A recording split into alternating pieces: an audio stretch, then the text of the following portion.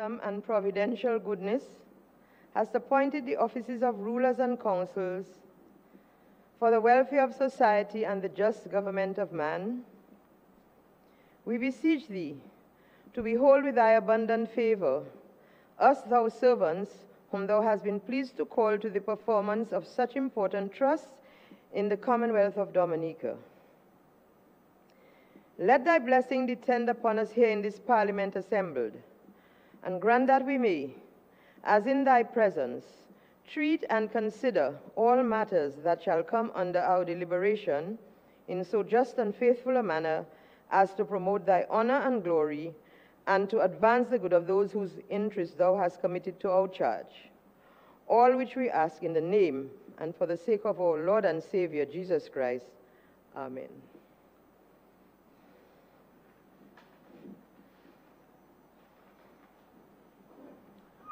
Good morning. House resumes, but before debate continues, I just want to let members who assume that I look at one side more than the other. I made a joke of it yesterday, but the fact is, I am a right-hander. I write with my right hand. Consequently, when a member is finished speaking, I am doing this. I'm writing with my right hand. So I'm like this, and so naturally, my face is turned this way. Don't add any other meaning to it other than I'm a right-hander. Thank you.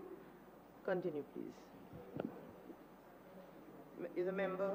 Yes. Madam Speaker, I rise to support this supplementary estimate before this Honorable House for the period January to June 2018. And I intend to be very brief this morning, but I want to spend my short period of time, Madam Speaker, to reference some of the most prominent aspects of the supplementary estimate, namely in housing, Madam Speaker, $87 million, public works, $69.7 million, and the Ministry of Justice, $7 million, and education, 5.1. And also to spend some time to dispel the deliberate, harmful, significantly misplaced assertions made by some members of the other side of the House. Madam Speaker, listening to the members on the other side on the supplementary estimate, Madam Speaker, there was a loud silence about the totality of the supplementary estimate before this Honorable House. And that is deliberate, Madam Speaker. It reminds me, Madam Speaker, you look at the cherry tree with wonderful, beautiful cherries, and you're looking for one or two cherries that are not too good. I think all the members of the opposition should join hands with the Senator Baptist and to give the Labour Party an A+ for its effort post-Mariam, Madam Speaker. Madam Speaker, you have before I say that, there were two major disasters in the history of Dominica. One was man-made and one was natural. The first man-made one was February 17, 2017, Madam Speaker, with the fingerprints written all over that event of members of the other side. The second event, and that has to be underscored, Madam Speaker, Hurricane Maria, the most devastating hurricane in the history of man. No, Madam Speaker, let's put it into proper context, the supplementary estimate. And they're looking for a little thing, which house that has not been covered, which street has not been patched, etc. But, Madam Speaker, and they're mixing to 2017, 2018 budget with the supplementary estimate that preceded this year's budget. And for a government to come to this Honorable House with a supplementary estimate, Madam Speaker, of $214.5 million, Madam Speaker, and 14% grant and 80% through our own local funding, Madam Speaker. They are very silent on that.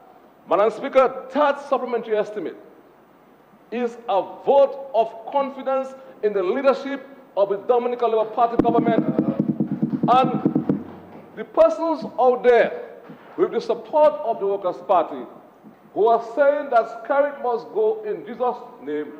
They must now say that Scarlet must stay for the sake of Dominica in Jesus' name, Madam Speaker. Yeah, that's it. That is phenomenal. So they cannot speak to the various aspects of that supplementary estimate that is so significant for us in Dominica. Madam Speaker, let me just say something about some statements that were made yesterday by both the member for Marigot and the member for Wesley. And somehow trying to place some element of indictment on this Labour Party administration for some legal matters, which actually, and fundamentally, Madam Speaker, is a state issue. They made reference, Madam Speaker, we have a line item of $700,000 to be paid for judgment against the state, namely Mr. Gildan Richards versus the state. The mere fact that there's a state is a legal issue. And this issue, endlessly, Madam Speaker, is a state issue that predates the Labour Party administration. And let us go back to the history of this matter, briefly, Madam Speaker.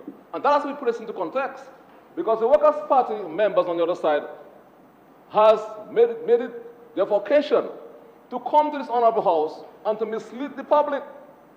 Madam Speaker, this matter started in 1998 when the then Sergeant of Police, Mr. Gildan Richards, got a letter of retirement from the Police Service Commission in 1998, which administration that was in office. It wasn't the Labour Party administration. In 1999, Madam Speaker, and it's important for us to underscore that, Madam Speaker, in 1999, Madam Speaker, he appealed the matter before the Public Service Appeal Board in 1999. And there was a subsequent legal issue in 2002. So that is a state issue. And the mere fact, Madam Speaker, that is actually noted in this year's supplementary estimate is an indication this government intends to honor the judgment of the court. But the state has a responsibility. If the state believes that the judgment was significant or exorbitant, has an obligation to appeal in the public interest, Madam Speaker. So that's basically it.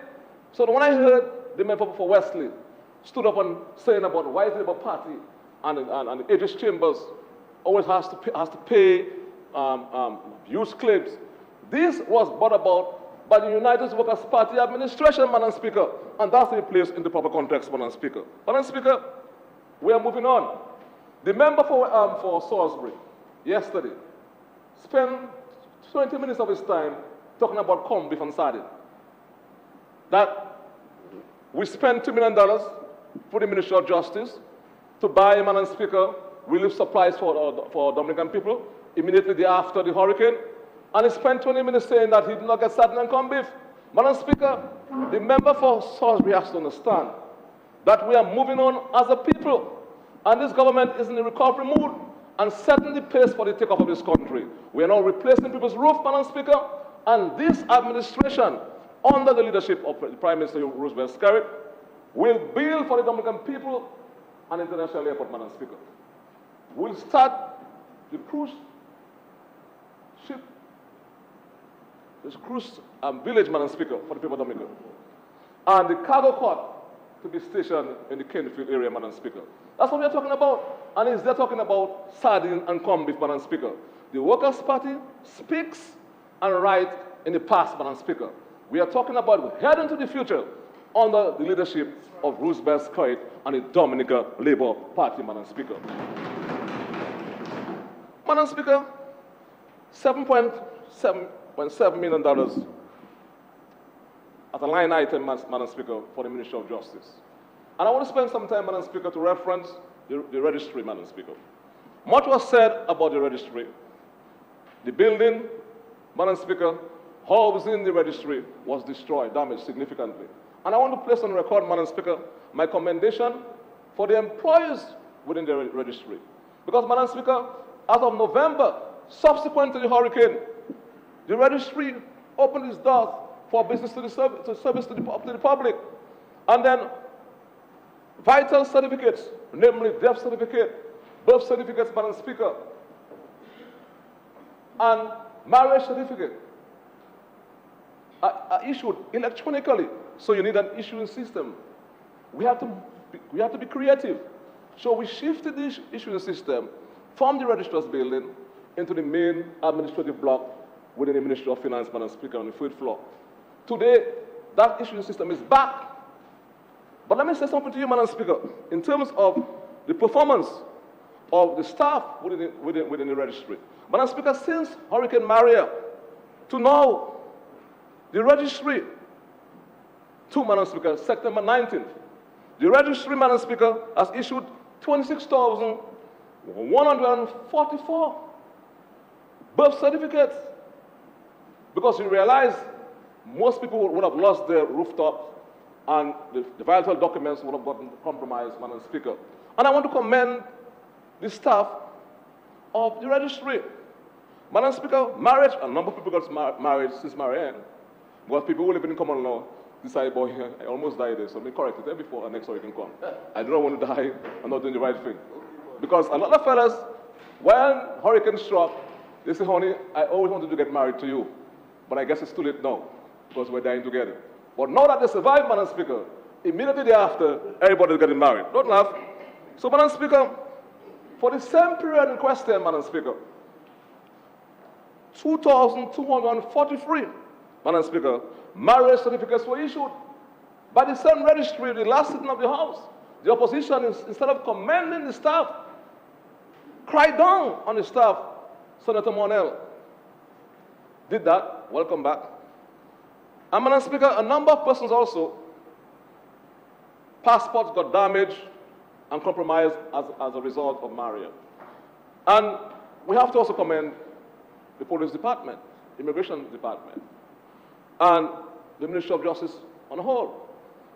And you have, Madam Speaker, we have issued waivers to 765 persons, Madam Speaker. And as a result, Madam Speaker, the line item insofar of getting additional sheets for vital certificates and additional passports are therefore justified, Madam Speaker, because you had seen waves of people applying for new birth certificates, people getting married, they're happy to be alive and saved by God. But, Madam Speaker, we also issued a number of death certificates too. And I think we have to give out the information there. And for the same period, Madam Speaker, 1,142 death certificates were issued. And I think it's important for us to analyze the statistics going forward, Madam Speaker. Madam Speaker, and then 5 passports were reported stolen, and of course had to be replaced, Madam Speaker, post-Maria. Madam Speaker, I want to make reference to education. The member from Salisbury was not there. Spoke about education and education. But, Madam Speaker, I want to commend the Labour Party administration. Through the Minister for Education, who was a very good friend of mine, who helped me a lot in my constituency, and for the visionary leadership of the Prime Minister, who was incidentally a teacher and a Minister for Education. Well, I heard folks saying on the other side, it is the people's money. But in 1998, 95, and before Labour, it was also the people's money. The question is, what programs and projects were designed to deal with the downtrodden and the less fortunate in our mix? When they were in office, zero. I couldn't again, nothing tiger so, Madam Speaker. And it's because of what the Labour Party stands for. That is why you're putting systems in place to address the less fortunate in our country, Madam Speaker. And Mao Speaker, I want to actually tie that to the Mao constituency, Madam Speaker. Our state college students, Madam Speaker, this year, 61 students graduated, and they was fully supported by the Labour Party administration in the Mao constituency. And I want to say thank you to the Minister for Education and the Labour Party administration. And this year, for new students starting, we have 80 students, Madam Speaker, through the Dominica State College, from the Mao constituency, fully supported, Madam Speaker, by the government of Dominica, Madam Speaker. And for the same period, Madam Speaker, we have students studying in America and one or two in England, fully supported by this government. 20 students, Madam Speaker, from the Mao constituency are now fully supported, studying in America and one or two in England, Madam Speaker. That is the mantra of the Dominica Labour Party, standing for the people of Dominica, most of the downtrodden economics, Madam Speaker, and they're talking about the people's money. And they say, Madam Speaker, and I heard Senator Isaac Baptist is not there. He said that when they come in office, what they'll be doing. But they cannot tell us how they're going to actually get the money, because they're going to do away with the CBI. So I'm not sure, Madam Speaker, if they have any skill in making most. I know it takes you about 6 months to make a most. Yeah, 6 months it takes you. I know there was my mother was from Pennyville. I spent a lot of time in Pennyville, so I know about people long enough. I don't say specifically where the person was from, but a particular person I was told had a most, and then he had on that arm. They put the egg on the arm, I was told, and he hold it there for 6 months, but you don't have to bathe for the 6 months. But it's a very hard and difficult exercise, I've been told. Okay? And then it comes like a little white man with a beard. But it gives you, Madam Speaker, everything you want. But you have to be very careful as to how you treat that moss, because it will kill you. And there's a particular way you have to drown the moss in the sea. You understand what I'm saying? I know about these things. So yeah, Good Friday. So, Madam Speaker, I'm not sure if they have a moss, but they're here to tell us how they're going to mobilize the resources to run this country, except with this most ridiculous assertion about planting marijuana as a cash crop. But we'll get to that at some other point. But we in the Labour Party, under the leadership of our Prime Minister, we are saying that we have money in reserve to construct for the people of Dominica an international airport. And we're telling you where the money coming from. Not on your forehead, for sure, yes, Madam Speaker. So, Madam Speaker, that's what I'm talking about. So I'm not sure whether Daniel Luque, the member for Roses, said North, as I must too.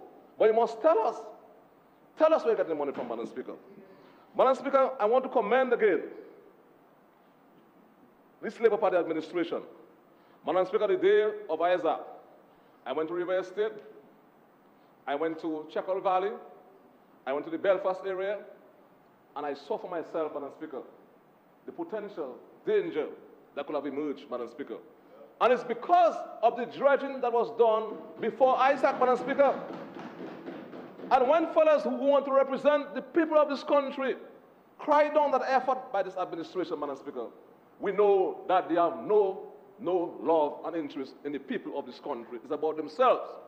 And, Madam Speaker, I saw the river banks, the river, actually elevated and about to overflow its banks. And the people of Checkall, were it not for the dredging, Madam Speaker, would have been back to Erica days, Madam Speaker. And we're saying that the dredging that is being done right now is an interim measure. And then we have to spend time in the training and in managing of our rivers, Madam Speaker.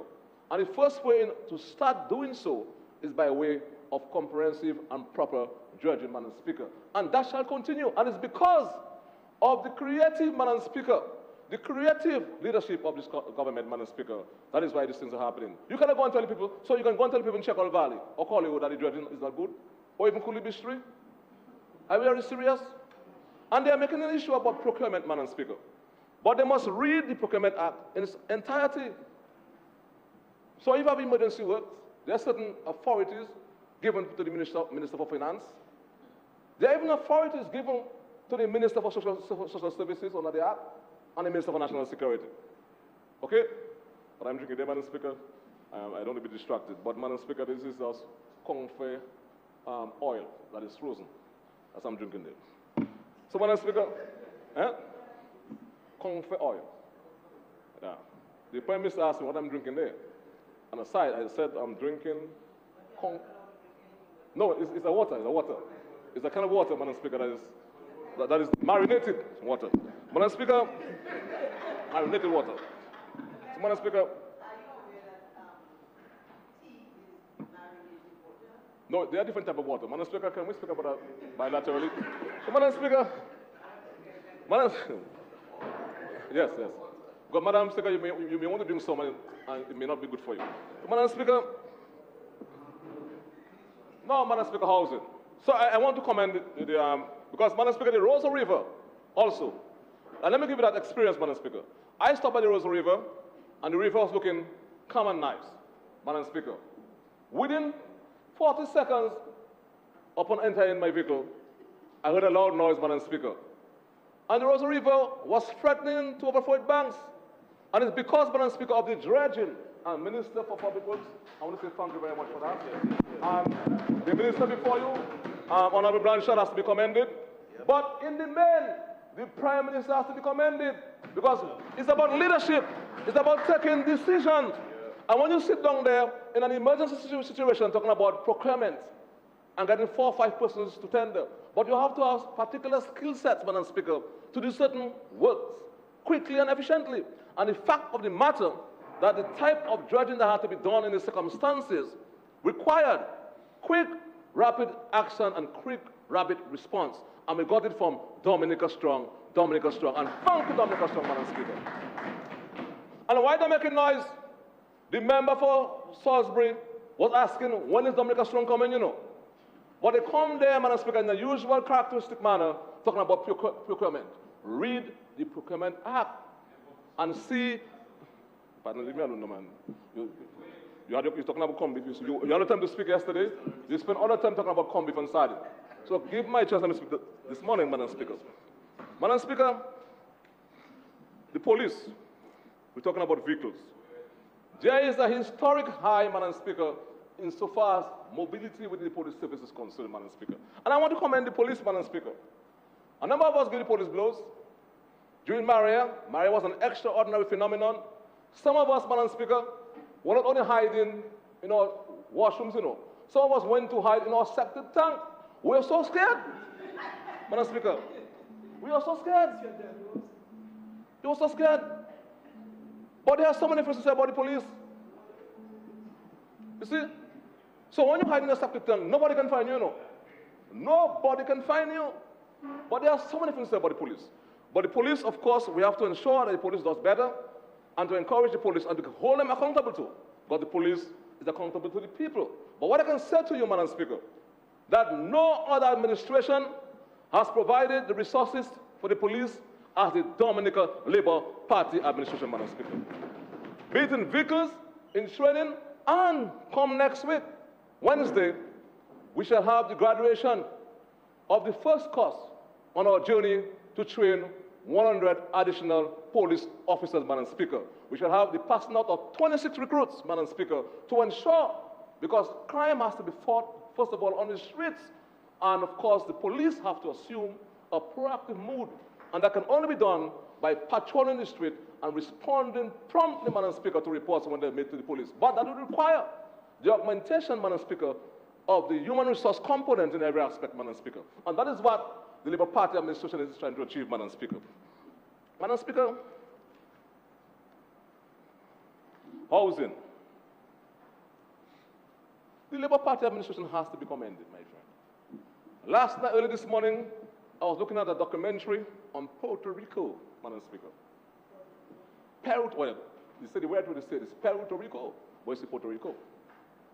And Madam Speaker, is part of the United States, the biggest economy in the world. And there are some roads that have not been cleared in Puerto Rico since Maria. And in Dominica, every main artery in this country has been cleared since Maria, Madam Speaker. And we have a more difficult terrain. And it is difficult upon return to this country, persons who were there 2 days, when we are about 3 days after Maria, 3 days and 1 year. They are saying it is difficult to imagine that Dominica was the same country 1 year ago. And that is so because of the deliberate, competent, sustained leadership, Madam Speaker, of the Prime Minister and the Dominica Labour Party, Madam Speaker. So, the member for Marigot, leader of the opposition, the member for Salisbury, the member for Rosenhoff, Senator Monell from St. Joseph, not for St. Joseph, but from St. Joseph, Madam Speaker, instead of saying to your supporters to say that Skerrit must go for Dominica's sake, you must say to them, say, for Dominica's sake, Skerrit must stay in Jesus' name, Madam Speaker. That is what somebody must say, Madam Speaker.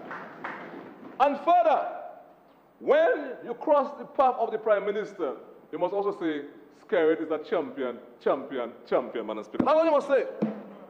It's a fact. Because, Madam Speaker, all of us have to live politics. All of us have to live politics. What is important is the legacy we leave behind.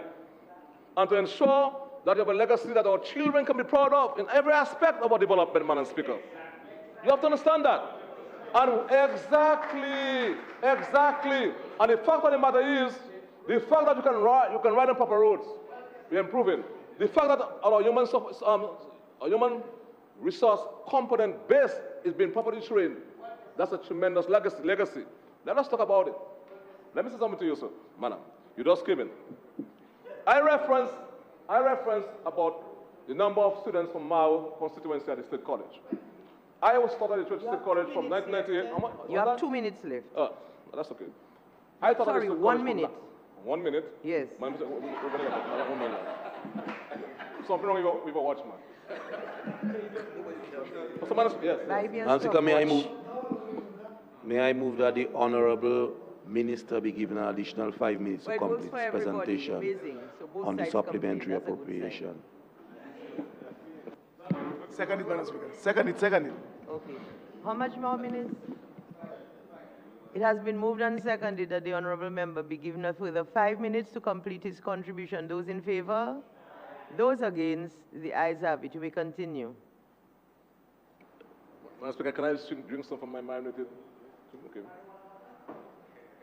I know you want some, but that's all right. Madam Speaker, housing, 69.7%, $69.7 million, Madam Speaker, been provided for housing for the period under review, Madam Speaker. And let me just say, Madam Speaker, that the member for Portsmouth was incidentally a very, very, very good friend of mine, made some very important point, and he made a comparison between Hurricane David and now. During Hurricane David, Madam Speaker, most of us inside the world enough. I mean, the boys going up, you know what I'm saying? We were left on our own. We are left on our own.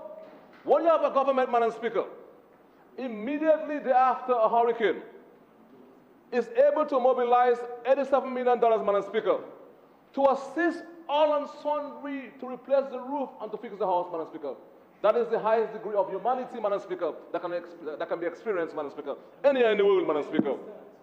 And for the Mao constituency, Madam Speaker, the first phase has been completed, Madam Speaker, and we were able to save $900,000 because we extracted the material from the overall cost. When we did the over 100 and something roof, we are now building all 13 houses, Madam Speaker. And with that savings, we are also assisting an additional 43 people, notwithstanding party colors.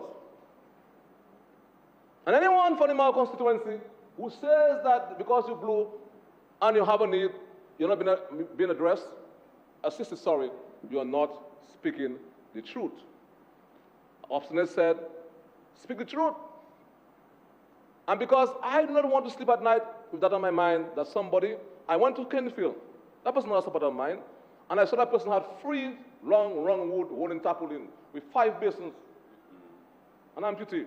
When I went home, I say, I'm not getting myself involved in that. Cover that man's house. And his house is properly covered, Madam Speaker, in Jesus' name. And for Jesus' sake, Madam Speaker. And we are now drawing the next list to the tune of $3.1 million.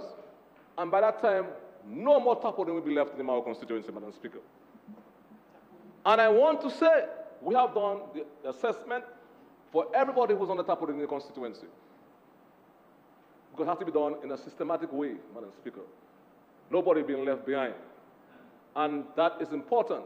I don't get myself involved in that. So, Madam Speaker, Danny, I can tell you something bilaterally. So, Madam Speaker, I think that the government has to be commended, and this government will not rest until everybody who is in need in this country is addressed, Madam Speaker. That is what the Labour Party stands for, is to assist, most of all, the downtrodden in our mix, and to settle in our constituency people, that everybody will get the help, Madam Speaker. Madam Speaker, I want to say further, Madam Speaker, that to the people on the roads, Madam Speaker, the people of Layupa, people, our lovely people, it is us, your parent, Monel, yeah, who in 2007, yeah, Madam, on the roads, Senator Monel, yes. No, what's the last name again, Baptist? John, sorry about it. John, okay. So, in 2007, bought the estate on behalf of the people of Layo Park, I who did it. Just before Maria, we bought water to them. Before Maria, we had a design finalized, and thank you to the Minister for Housing, to house 25 families in Layo Park. And then as we speak, before Maria, subsequent to Erica, we contracted a firm from Panama to do the designs, service first, and then design for the road from the bridge from Layo Park all the way back to the roundabout. As we speak, they're doing the investigative work.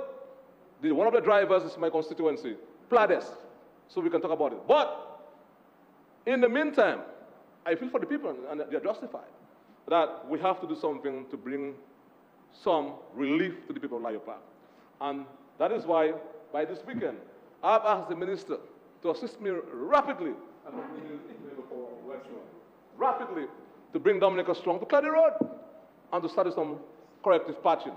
But I want to say thank you also, because they say I'm troublesome, for the road from the roundabout to the Sultan and one intersection that have been properly paved in the meantime. Thank you very much, sir.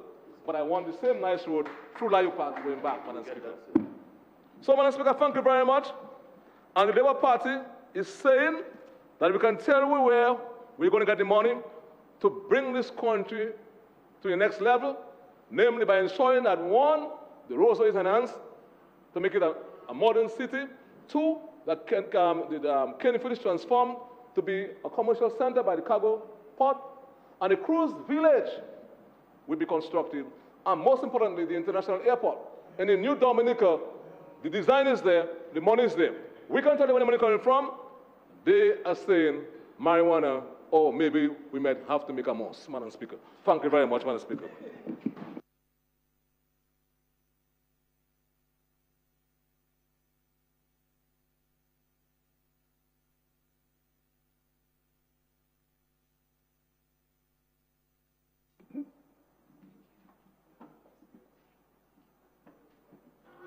Thank you, Madam Speaker.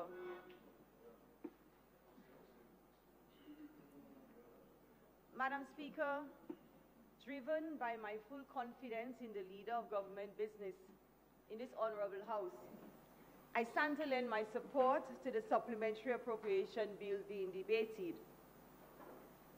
When I first prepared to come to Parliament, Madam Speaker, it was not my intention to speak on the supplementary appropriation. And the reason for this, Madam Speaker, is because I believe that a picture is worth 1,000 words. And Madam Speaker, the Honorable Senator Robert Tong had a marvel idea where he captured pictures of Dominica post-Maria and disseminated, pictures of Dominica 1 year later. And Madam Speaker, if ever someone wondered whether a picture is worth 1,000 words, no one doubted that after seeing the picture disseminated by Honorable Tong. And let me thank Honorable Tong and his team for such a great idea. Minister Tong for his great idea. And Madam Speaker, even after thinking this, I didn't hear the Senator Baptiste myself, but I read an article on DNO where he was honest enough to speak of the successes of this Dominica Labour Party. And I figured we were going to have smooth sailing in discussing or debating on this bill.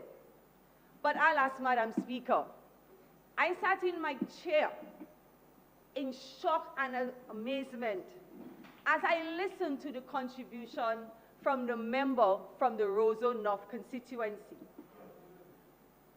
Madam Speaker, I will not deal with this bully anymore. He's threatened me, telling me to be careful.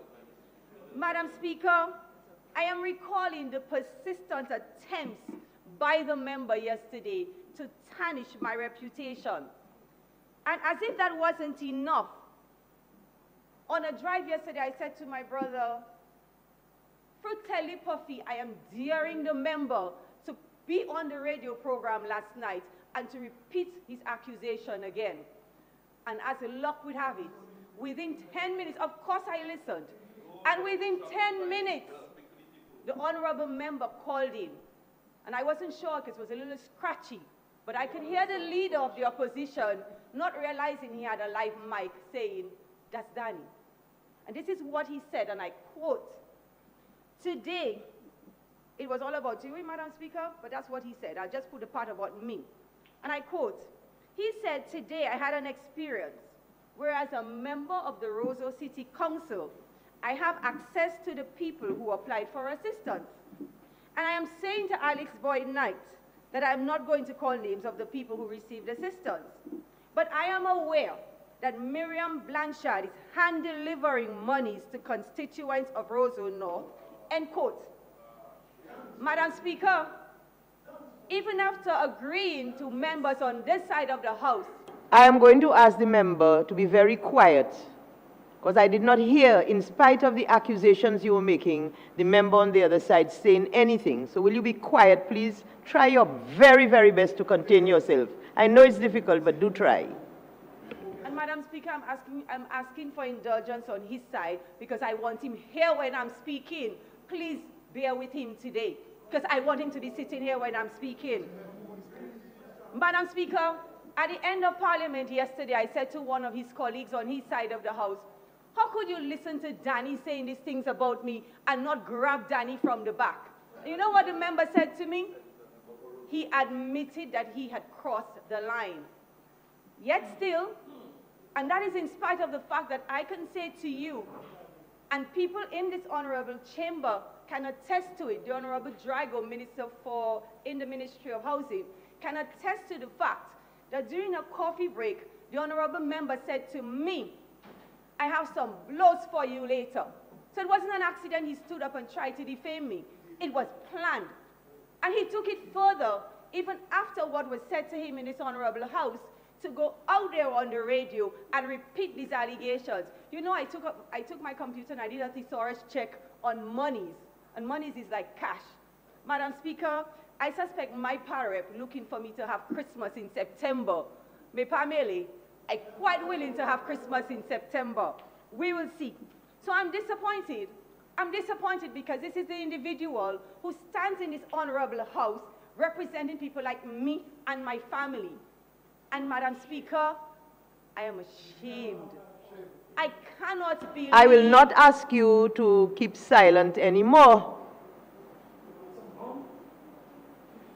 But Madam Speaker, are you hard of hearing as well as hard of understanding?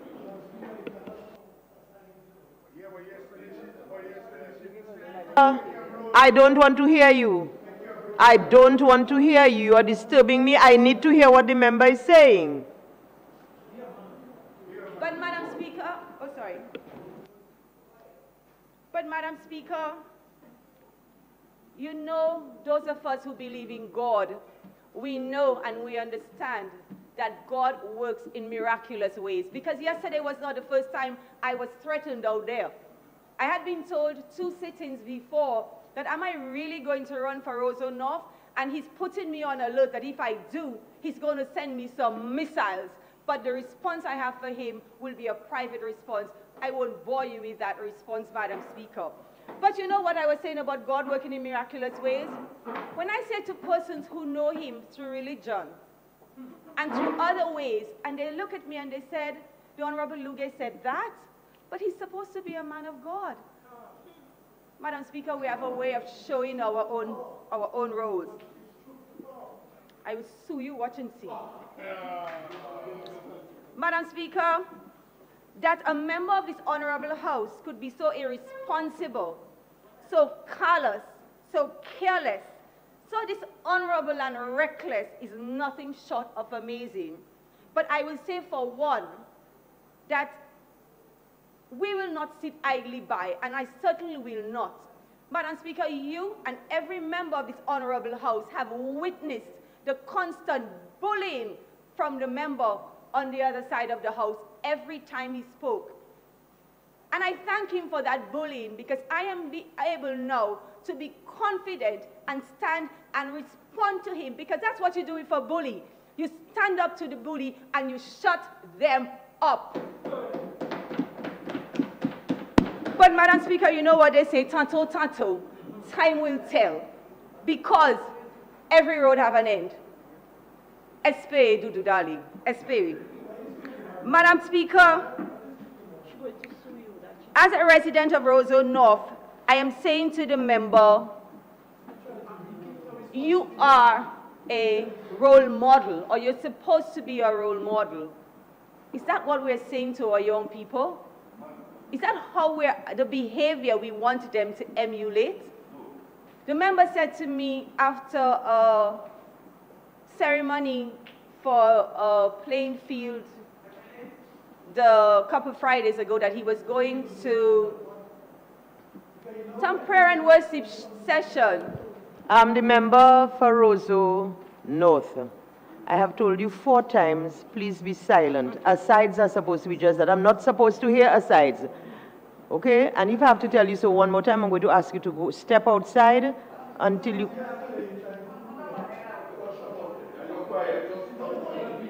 If you were here yesterday, you would know what he said to no wonder what... You were not here yesterday. I am listening to a reply. Stop, please, members, both sides. Stop, please. The senator who came in yesterday is asking under what head. This is my control of this house. But since you are asking, I will tell you. You were not here yesterday to hear what the member said and why the senator is answering that way. Okay? Do you understand? Okay? You were not here yesterday. You don't know what was said. She has every right to reply to what he said. And don't ask about what head. His head. No. No. Go ahead, please. Madam Speaker, since it is creating so much commotion, for want of a better word, I will move on to the substantive part of my presentation, because I don't want the parliamentary representative for the Roseau North constituency to be put out.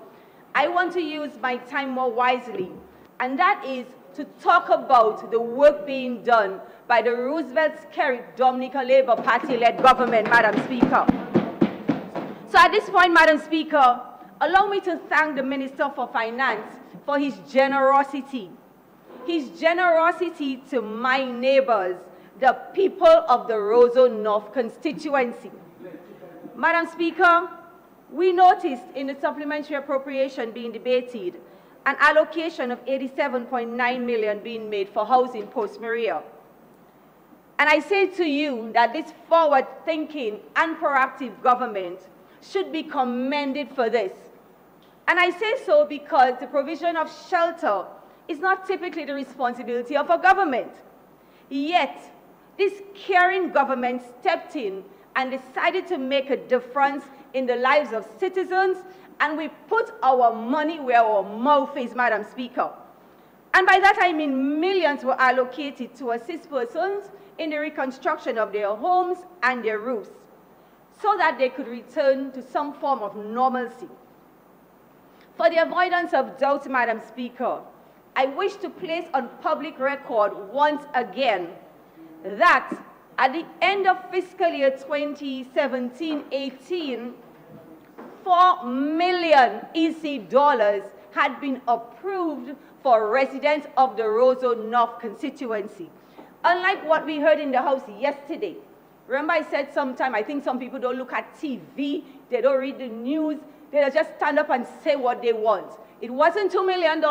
As of the end of fiscal year 17-18, $4 million was approved for Roseau North constituency. Madam Speaker, some people, they got this assistance in the form of local purchase orders. That is a piece of paper worth the amount that's printed on it. You take it to a merchant and you get supplies, building materials equivalent to the total listed on that paper. Some received checks from the Treasury. Some got checks in the name of their local contractors who were going to do the labor for them, while others received construction materials. Madam Speaker, the government system does not facilitate the payment of in cash or monies, if you want to call it that, directly to citizens, and certainly not to ministers. I really would have thought that anybody being a member of this honorable chamber would have been aware of this. So, Madam Speaker, I just want to bear me, I'm just going to repeat it very quickly. The government system does not permit for ministers of government to receive cash from the consolidated account. How then I got that cash? Oh no, but he said it was through Roseau City Council. So, Madam Speaker, even my nephew know that, you know. And you want to tell me people who are adults, people who have positions of role models, like I said, positions supposedly of some sort of authority and recognition, and not aware of this? Or is it just that people are saying, you only call me honorable in this honorable house, but the truth is I'm really not honorable, you know. When I stand to talk and I have an audience, I'm going to say anything to curry favor with them. Maybe it's the latter, Madam Speaker. Madam Speaker, as I was preparing, it occurred to me that the $4 million that I referred to in my budget debate being approved for Roseau North did not include the construction or on the site of the petrol casas. Everybody knows what this government has done. Petrol casas across the island were damaged as a result of Maria, and this government, being concerned about its people, decided to go in and remodel and reconstruct concrete homes for these people. And Roseau North is the proud beneficiary of 10 of those homes in the Stock Farm area, Madam Speaker. So, Madam Speaker, that $4 million did not even include those. But yet still, we hear the dishonesty being bandied about that this government is ignoring the Roseau North constituency because they did not vote for this Labour Party. Madam Speaker, this is lies, this dishonesty needs to stop. Madam Speaker, people need to be put on notice. We are not sleeping on this side of the house. We are not asleep. We are awake and we are working.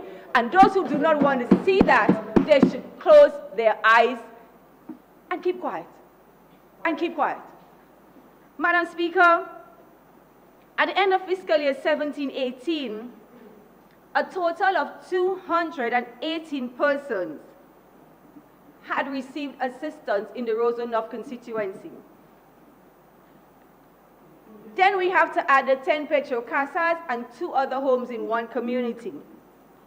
And Madam Speaker, I want to say to the residents of Roseau North that in addition to those numbers that I have called, which I'm sure some people are surprised to hear, since we came to Parliament to approve the new budget, a total of 65 persons, their requests have since been approved for assistance. Madam Speaker, that takes us 5 short of 300.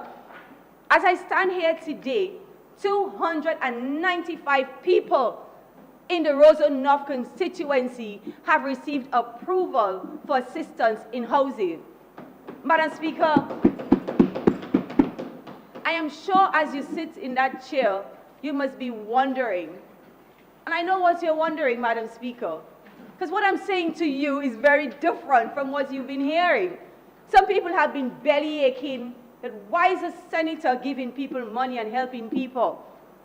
Madam Speaker, I would have thought, if someone were to help my family because I was either not interested or unable to assist them, I would have run and hugged them, you know. I would have run and hugged them. I wasn't going to bellyache and say, why the Minister for Youth and Sports going and helping my family, you know? I was going to kiss her and say, you know what? Minister, thank you, darling. That's very kind of you. Instead, I have people belly aching because I'm being kind. Madam Speaker, I'm following the direction and the example of a phenomenal leader who's a caring man and who has put his money where his mouth is and who has stood publicly time and again and said to the people of Dominica, no matter who you voted for, you are a citizen of this country and we will not turn our back from you. And this is what we are doing, my pal rep. Shame on you. You need to be responsible and you need to get a life. Withdrawn. I withdraw. Madam Speaker, I think it's important to articulate the process that is followed within the government system and certainly what occurred for the funds being disbursed through the Roseau City Council. All recipients on that list that went to the Roseau City Council wrote to the government requesting assistance. They all wrote letters and they all submitted invoices. Madam Speaker, that is one thing anybody in the Roseau North constituency will tell you about me. I like paperwork. And you know what I say to them? The paperwork is important because some clown will come and ask questions about it. And I want to be able to show them proof. There's a letter from John Brown from this address requesting assistance, and this is the accompanying evidence or proof or invoices to substantiate the claim, Madam Speaker. And I take it even further. The Ministry of Housing, senior officials in the Ministry of Housing, will go through them to make sense of the amounts being requested and the items listed on the invoices. So, Madam Speaker, it's not willy-nilly. Those approvals were provided. Madam Speaker, I want you to indulge me, though. I want to read to you some sections on that letter sent to the Roseau City Council, because what the letter states is that the government, as a disbursing agency, is empowering the Roseau City Council to ensure accountability and transparency. And I'm going through that pain because we know yesterday what happened. Someone accused me of getting money from the Roseau City Council, and that's logical deduction.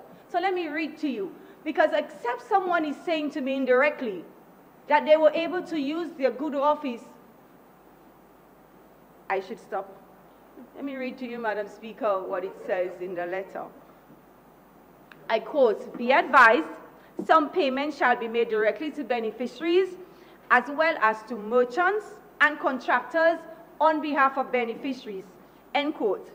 It further states, and I quote, "In furtherance of continued transparency and accountability, the Ministry of Housing," not Miriam Blanchard, "the Ministry of Housing requires that you maintain relevant records of expenditure and to submit to the Ministry monthly activity and expenditure records.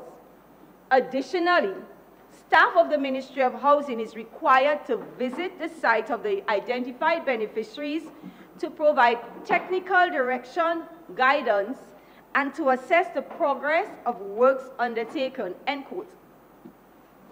The letter further went on to say, I quote, "Be further advised, when funds are utilized directly for the procurement of materials and or labor by beneficiaries, that the council shall ensure that proper, authentic invoices are submitted on behalf of every beneficiary to the Ministry of Housing and Lands. This shall serve as legitimate proof of action, together with a written report on implementation of the report." Madam Speaker, I dare to say that that honorable member, Madam Speaker, this is not a fly-by-night government. This is a government who is concerned about its reputation. This is a government that does things by the book. And I think instead of throwing allegations left, right, and center, I urge some people to take off their little book, take their pen, and I like a pencil too, and start to write notes on how to do it, should, God forbid, your dream comes true in another 50 years and you're sitting on this side of the house. Madam Speaker, we shall leave that to them. So, Madam Speaker, somebody keeps bellyaching that they're giving some forms and nothing is happening. 300 people almost have already received approvals from the government. But you know what's interesting, Madam Speaker? If I were to follow and observe what is done by our caring leader and my colleagues on this side of the house, one of the things that struck me was that they're not only concerned about people's roofs, they're not only concerned about housing, there are other aspects of the residents' lives that seem to take just as much of their time and attention. But I don't seem to hear that from people on the other side of the house. So, Madam Speaker, for instance, let me tell you one of them. I hear a lot of talk about people's livelihoods and how they're being assisted and how they can be assisted. The welfare of children, education, mentoring of the youth, medicals, bereavement, the environment, like cleaning the areas, the elderly. And Madam Speaker, I say to you that if you look at the supplementary appropriation, you will see again the government putting its money where its mouth is. The government, you will see, spending money to address all of these items that I have called because we care about the people. It is not just words, there's action as well. So, Madam Speaker, I also want to say that those items that I have listed, those items other than housing that this government is concerned about for its people, the money spent in the supplementary appropriation for those items are not for just one constituency or 15 or 16. They're for everybody. And I can stand proudly as a resident of Roseau North and say to you that I, with the guidance and the approval from the Honorable Prime Minister, I have been involved in every one of those items, not just housing, to help to fill the void left by the lack of representation in the Roseau North constituency. So, Madam Speaker, I suggest to some people, instead of bellyaching all the time, do what people expect you to do and stop trying to defame people and stop this slanderous behavior. Madam Speaker, with those few words, I lend my full support to the supplementary appropriation. Thank you.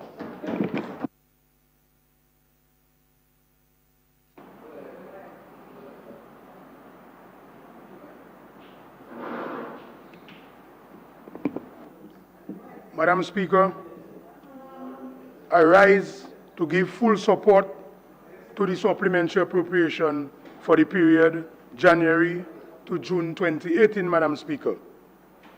Madam Speaker, I didn't rise to debate or to argue on its merit, Madam Speaker, because I think all members of this Honorable House should unequivocally support the approval because of the context in which it is being sought, Madam Speaker.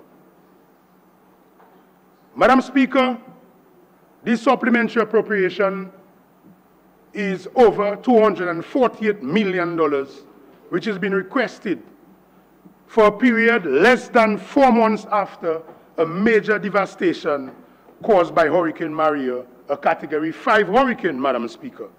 And I remind the public and this Honorable House, Madam Speaker, through you, this hurricane wiped off 226% of our country's GDP and had an impact, Madam Speaker, of 90% of our housing stock, which was severely damaged. Madam Speaker, this hurricane caused environmental damages of an unprecedented nature, Madam Speaker. And Madam Speaker, it also caused severe physical and financial damages to the private sector. So this supplementary appropriation should be seen in the context, Madam Speaker, of a macroeconomic stimulus package. And Madam Speaker, by using it as a macroeconomic stimulus, it would remove this island from an economic hole caused by the hurricane, Madam Speaker. Madam Speaker, again, I would say, without any doubt, anyone, any reasonable person would endorse it and approve it, Madam Speaker. Madam Speaker, because if we do not endorse it, we'll be saying to the public that we do not want our country to be placed on a proper trajectory so that the private sector can get a rapid stimulation and to ensure that there's investment. But Madam Speaker, because of visionary leadership by this Labour Party administration, what you have seen in the period in which the supplementary estimate was implemented, you see we had a situation where you got an old massive now to a modern facility that's coming up, Madam Speaker. Madam Speaker, there is the opportunity there where you had an old HHV Whitchurch to now a modern supermarket, Madam Speaker. Madam Speaker, again, under this initiative, this supplementary estimate, I would like to again unequivocally support the support given to First Domestic for retooling this company, Madam Speaker.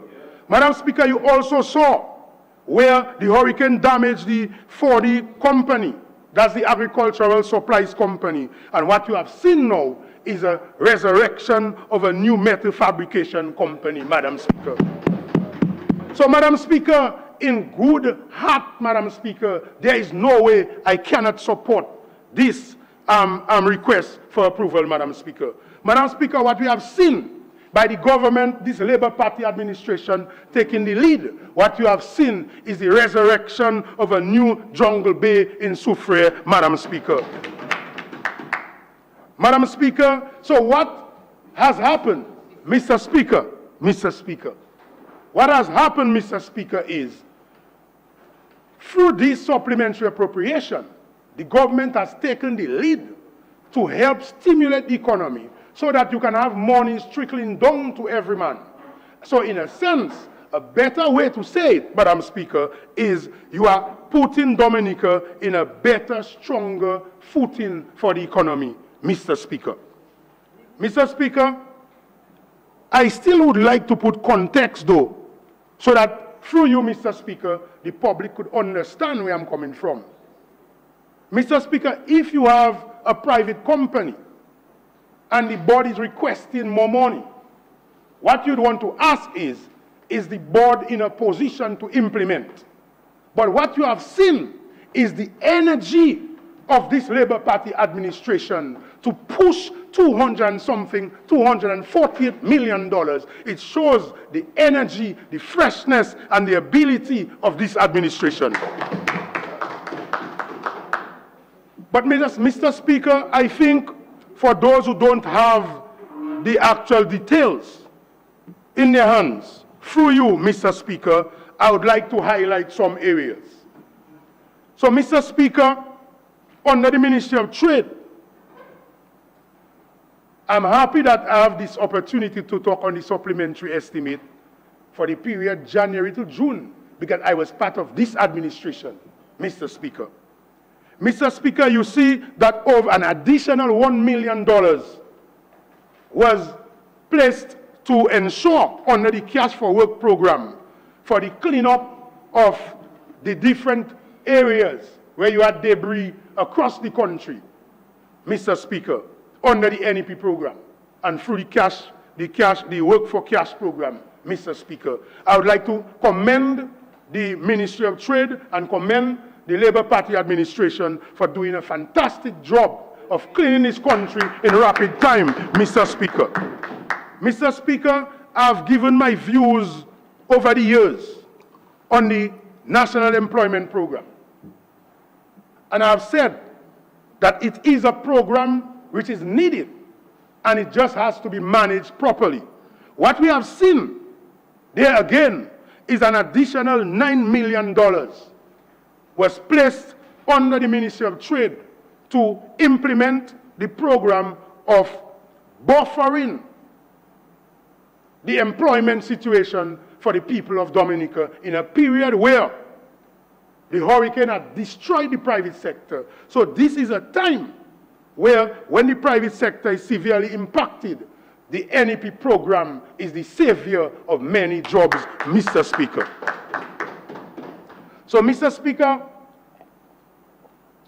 I would like to once again applaud the government, though I was not on that side when the idea and the vision of the National Employment Program was initiated, but I always supported it and saw that it would always help our country, Mr. Speaker.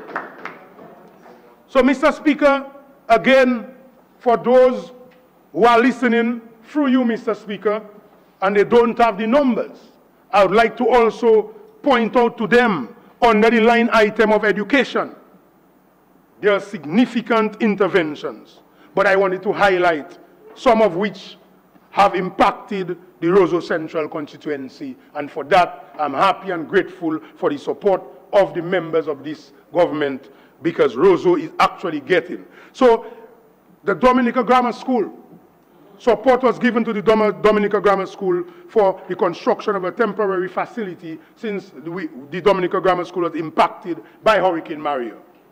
Also, work continues on the Dominica Grammar School in terms of the environment, the cleaning up. I would like to, at this point in time, take the opportunity to thank the Minister of Works for helping me to put that place in order once and for all, Mr. Speaker. If you look at it and we continue to do work, we are just started, but we're going to make this place be a shining armor for the people of Roseau, Mr. Speaker. Mr. Speaker, on the education, I think the people of Roseau Central would be pleased to know that we have benefited from several scholarships under the monies allocated under this supplementary appropriation. So again, I would like to again thank the Minister of Education and the Minister of Finance for supporting the people of Roseau through my intervention of getting scholarships to go to Jamaica, Barbados, and the United States, and in UWI in Dominica in a very short space of time. Thank you. I commend the Ministry of Education and this administration again. So, Madam Speaker and Mr. Speaker, I will continue to relentlessly put a major effort in the education of the youth of the Roseau Central constituency. I think that the people and the young people, especially the youth of Roseau, should see education as a means of empowerment and a way to alleviate their pain and to move them from one strata of economic livelihood to a higher strata of economic livelihood. So they can rest assured that the PALREP will continue to champion their cause, especially in the area of education, Mr. Speaker. And again, thank you to the Ministry of Education, Mr. Speaker. Mr. Speaker, again, an additional under the housing area, an additional $87 million was spent under the supplementary estimate. I would like to again point out through you to the people of Roseau that the Roseau Central constituency has benefited significantly from this intervention. In the area of bulk purchase of materials and for housing renovation, I would like to now report to this Honorable House as it is ongoing. It started in the period of January to June, but we can now report that over 100 persons have received materials for the reconstruction of their roofs in the Roseau area, Mr. Speaker. Mr. Speaker, in that period, work started on 5 new houses. And at this point, I can report 3 of these new houses have been completed. And work is ongoing on 2 others. And we will also do some additional new houses as we move forward, Mr. Speaker. Mr. Speaker, and this in the period in which the request is being sought for approval, again, at the point in that period, we had already completed work or started and completed 40 roofs, repairs, work done, 240 roofs in that constituency, in my constituency. Again, Mr. Speaker, I would like to report on it. We continue to deliver materials direct to constituents, and we continue to engage contractors to complete the roofing program. Our target period is we are trying that by the end of September to mid-October, we are trying to see if we could get 100% complete in terms of roof repairs done to all houses in which the owners have given us the permission to go ahead, and or the owners are available, that is in Dominica, to ensure that what needs to be done will not be trespassing, Mr. Speaker. But that is what we are doing, and work continues, Mr. Speaker. Mr. Speaker, under the Ministry of Health, though my honorable colleague, Honorable Dr. Daru, and yes, my good friend, you know, we went to school together, I mean, for how many? 7 years, and stuck as good friends. You know, we had a little interesting banter, which was part of strategy when I was on the other side. But people would well understand, they must understand what politics is about. Yes, yes, and I was forgiven a long time ago, Mr. Speaker.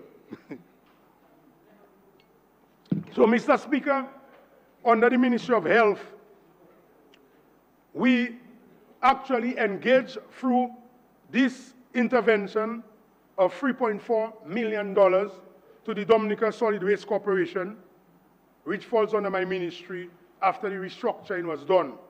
I would like to now report that significant debt were cleared off, and now the Dominica Solid Waste Corporation is in a better financial, stronger position and a healthier position, and now it is well poised to move to implement the engagement of the private sector in garbage collection. As was articulated in the budget, Mr. Speaker, by the Honorable Prime Minister, the new vision is that solid waste would get involved in more the management of the system. So I just want to report to this Honorable House that the corporation will now focus on the management of the collection and disposal, and to place teams to ensure that the cleanliness across Dominica is maintained. I would like to also take this opportunity, though, to ask everyone from the length and breadth of Dominica to understand that if Dominica is not clean, it is being caused by us and not by somebody else. So we really need to take heed and be serious about keeping the country clean. Mr. Speaker, although we are talking here in this Honorable House about the period from January to June, I would like to also highlight the fact that work has continued. And right now, if you look in Roseau, you would see that we are doing an aggressive cleanup campaign. But I did an audit about 6 a.m. on Monday morning. And what I realized is, while the people of City Council and Solid Waste and NEP workers are cleaning the city, what happened is people come back and dirty the city just after they have cleaned. Also, I'm appealing to the private sector to strengthen the engagement with the City Council and Solid Waste so that they can have proper collection times and not place garbage outside of their property. They need to coordinate. Because what is happening is we are doing the work, but then it's just like you have a home and your wife clean up, and then the children come back and throw garbage in the yard. You would have to be constantly cleaning. We have a culture in which people usually say, well, if you don't dirty, the workers don't have work. I think we need to change that culture. We should focus on a culture of cleanliness, which would help us in regards to our own sanitation of our environment.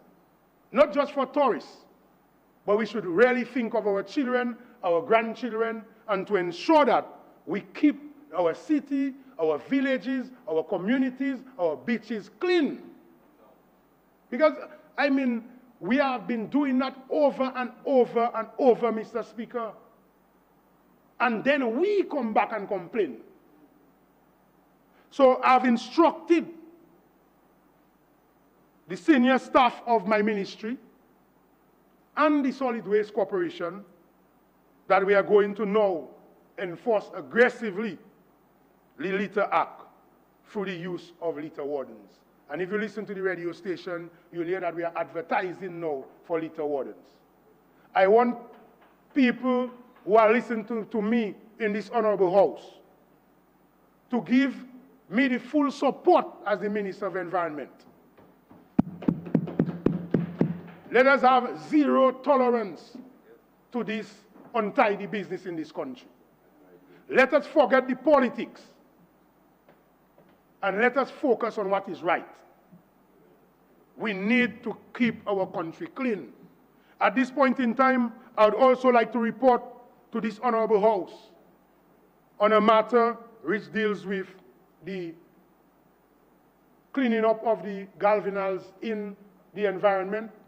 We have engaged a private company, and it's in the supplementary estimate. We actually paid mobilization for this company, and we had a little drawback in that the equipment was on the way.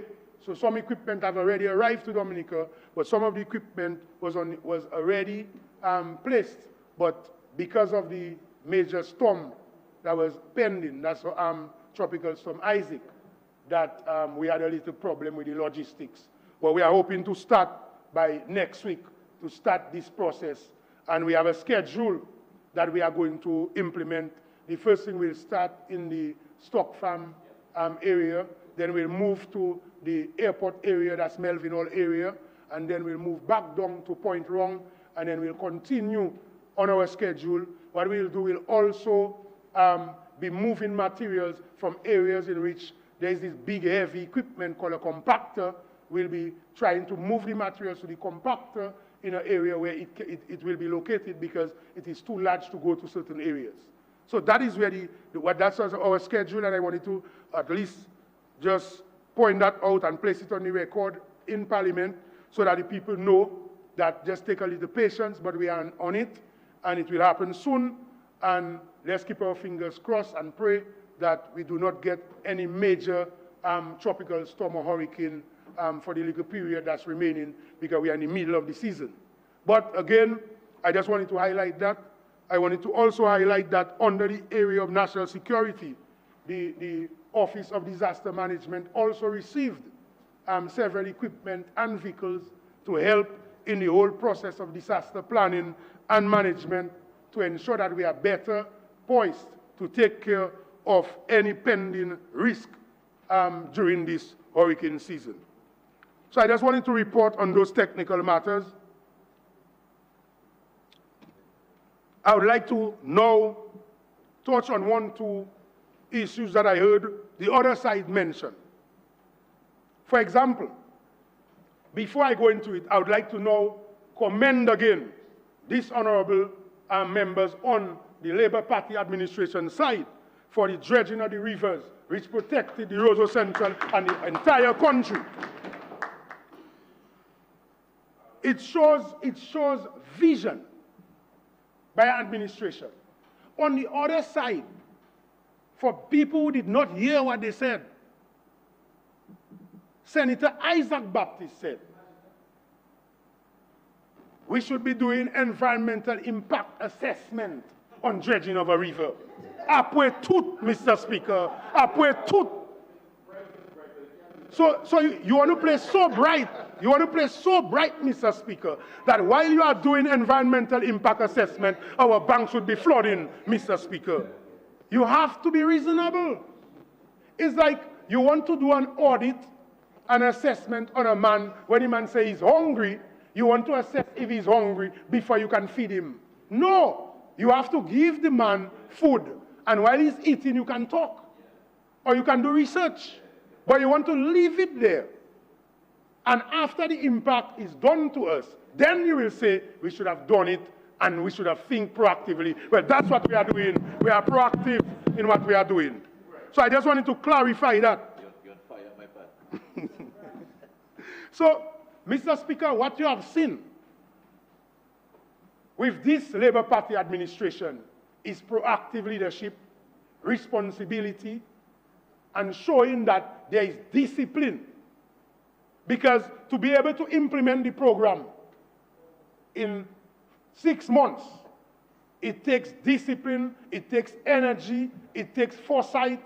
And again, I would like the people of Dominica to recognize that and help me in commending the Labour Party administration for going with energy and implementing all those initiatives in a very short space of time. Mr. Speaker, again, I heard some members on the other side. They were talking about, oh, there is no money for agriculture and all that. But if you are saying that, that means you don't understand what a supplementary appropriation is.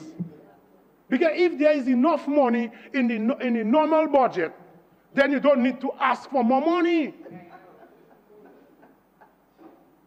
I was very disappointed when I heard the member on the other side spoke like that. So, Mr. Speaker, I welcome this supplementary appropriation. I think that when a country has faced a major disaster like Category 5 Hurricane Maria, what it takes is strong, energized leadership. What it takes is visionary leadership. And I have no problem, no reservation to endorse and approve this supplementary appropriation for the period January to June 2018, because I think it is placed in good hands, capable hands, visionary, energized, and the best hands for the country. Thank you, Mr. Speaker.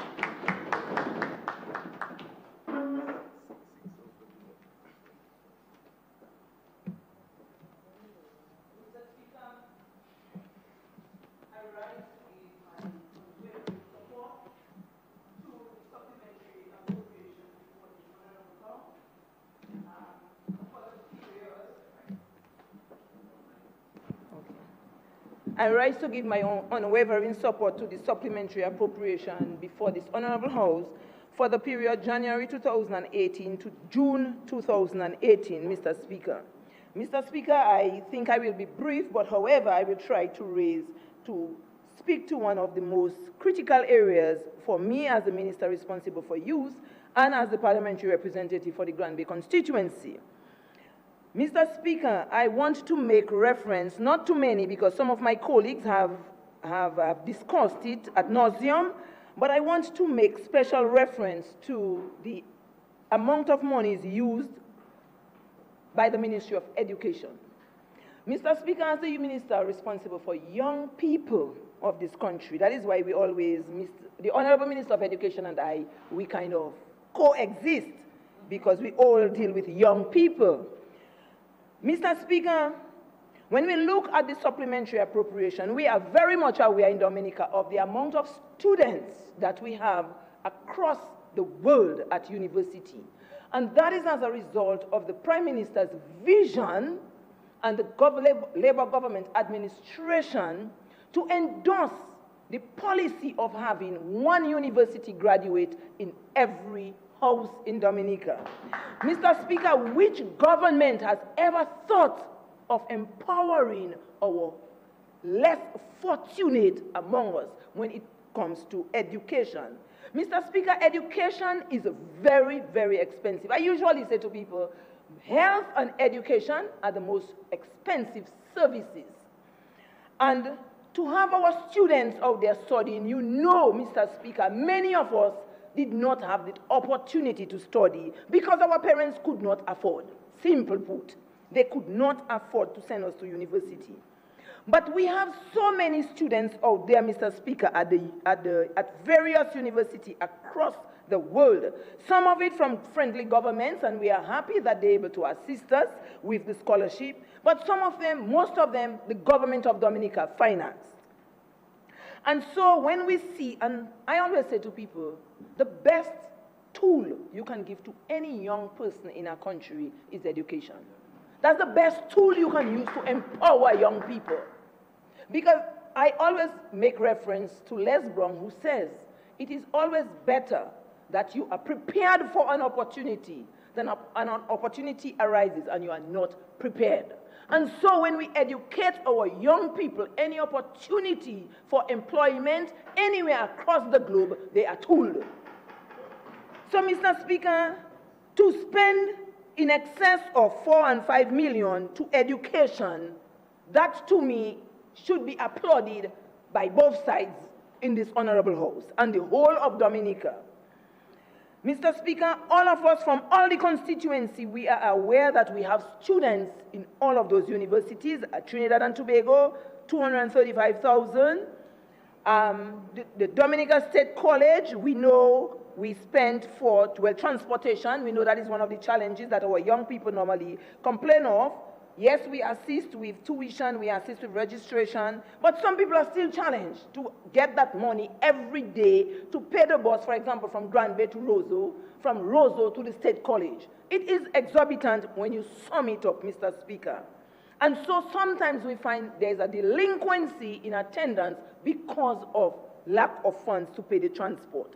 And so to spend $300,000 to assist students to get to the college to make sure that they attend, to me is significant, and it is very, very important, Mr. Speaker, in ensuring that they achieve their goal.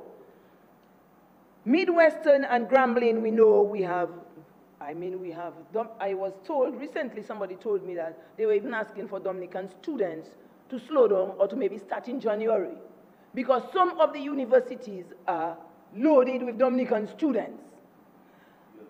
Yes, that's the Dominican Labour Party administration. And so they've asked that some of them defer their admission and start in January.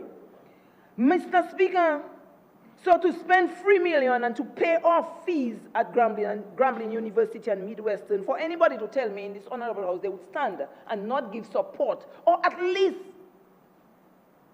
give approval to it, or at least mention it as something good. These are people that are not interested in the development of young people. But you know what, Mr. Speaker? All of that, the opposition knows that the government is working, and we are doing what we are supposed to do. But you know what? They would have preferred that our students are at the university and are grumbling and are disenfranchised because their fees are not paid. They would feel happy, and they think they would get political points as a result of that, Mr. Speaker. And so they will not applaud us for doing that. So we cannot allow it to go unnoticed. To all of the parents who are out there who would not be able to finance their children's education, we cannot take those things lightly. Mr. Speaker, so when it comes to education, my full and unwavering support, because we know that is critical in preparing our youth to take position in life and to be able to move the country and the world forward, Mr. Speaker. Mr. Speaker, we also had for housing, Mr. Speaker, we saw $87.8 million used up after Maria. And Mr. Speaker, that too should have been receiving overwhelming support, because we know of the level of devastation to this country, our housing sector, post-Maria. And Mr. Speaker, sometimes I ask, when are we going to end that process? Because, Mr. Speaker, across the country, every household suffered as a result of the devastation of Maria. But we know, as I said, the housing sector was most severely affected. And so to spend $87 million, and that is just the initial phase of it. And so, Mr. Speaker, if next time I see another appropriation for another $87 million, that can be justified. That can be justified, Mr. Speaker, because we look across the country, while we have done quite a bit of work, but there is still a lot to be done, Mr. Speaker. Because, Mr. Speaker, without that program by the government of Dominica to assist in housing renovation, Mr. Speaker, by now, half of the country would still be covered with tarpaulin. It would be covered with tarpaulin. Because, Mr. Speaker, while you are saying shame, Mr. Speaker, the honorable, the minister for the senator should know that there are some people in St. Joseph that would probably not be able to do anything. And Grand Bay too would not be able to do anything. without being assisted. Or maybe cow skin, yes, maybe cow skin, instead of using for washing. Sorry, Mr. Speaker. I take it back, Mr. Speaker. All right, Mr. Speaker, but we know that some people would not. Mr. Speaker, some people got money from insurance. I got money from insurance, Mr. Speaker, for my house. But, Mr. Speaker, even the insurance money is not sufficient to do the amount of repairs that we have to do. So without that, some people would be left in limbo as to how to move forward. Mr. Speaker, there are some public officers who are working, and people are committed, people have commitments in other areas, and to them it is still a challenge to repair their homes. We know that they're employed. So we must not think it is because people are not employed. Some people are employed and they have challenges. They have challenges. But you know I just spoke of insurance. So shut up if you don't want to say. Sorry. So, Mr. Speaker, some people leave, they're pretending to be indoor. They are in Dominica physically. But, Mr. Speaker, they're not aware of what is happening in their environment because they are not interested in people and people's well-being. If you are interested in people, you will understand what people are going through, and you will try to find ways of assisting them to go through it. But, Mr. Speaker, we know the Labour Party government is caring, and regardless of what is being said, we will continue to do what we have to do, Mr. Speaker. And so, Mr. Speaker, in housing, for example, in Granby, I am happy to report that, Mr. Speaker, that in over 400 people in Granby have been assisted with funds from the government of Dominica to the tune of over, let us say, 5.3 for housing repair, and about 1.5 to do with the petrol casas. And we know that some of our petrol casas were damaged, and we are now repairing it and now constructing them in concrete. So, Mr. Speaker, that is an additional one. So we are in excess of $6.5 or so million spent in Granby. That is just financial. Mr. Speaker, in addition to that, we also assist with material, because very often we find, number one, what has happened post-Maria is that the cost of material has gone up. Cost of labor has gone up. And sometimes we may have the estimates, but usually it's a little lower than what is required. And so to complement the building, the reconstruction, we are assisting with material. And Mr. Speaker, it cost the government of Dominica money, because we know that people were challenged in getting material to do their work. And so the government, in thinking, in being proactive, we purchased bulk supply to ensure that there was material available to assist. And Mr. Speaker, people must understand there is a way in which things are done. And people must not think it is just done vai. For me in Granby, if the Ministry of Housing asks, I will just give them. We have books where we duplicate every disbursement of material.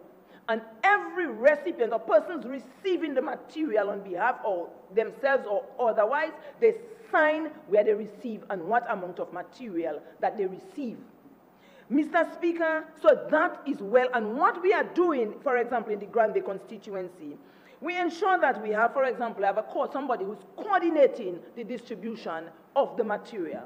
We have people who are doing this periodic supervision so they can give a report on where we are. We've given the material, have they used the material? We've given the money, have they used the money? How far are they? What are the challenges that they are having? So, Mr. Speaker, it's not a thing where we just have material just giving out or money just giving out. And you are aware, as the chairman of the Granby Council, you wear two hats now, you are aware that the money is come through the Tetmon Council or the Granby Village Council for disbursement. And in some areas where reports are given, we want to encourage the beneficiaries to bring in the reports on the expenditure and the use of the material. But we will continue to monitor those distribution of material. Mr. Speaker, I must say that that money spent in Granby has helped tremendously.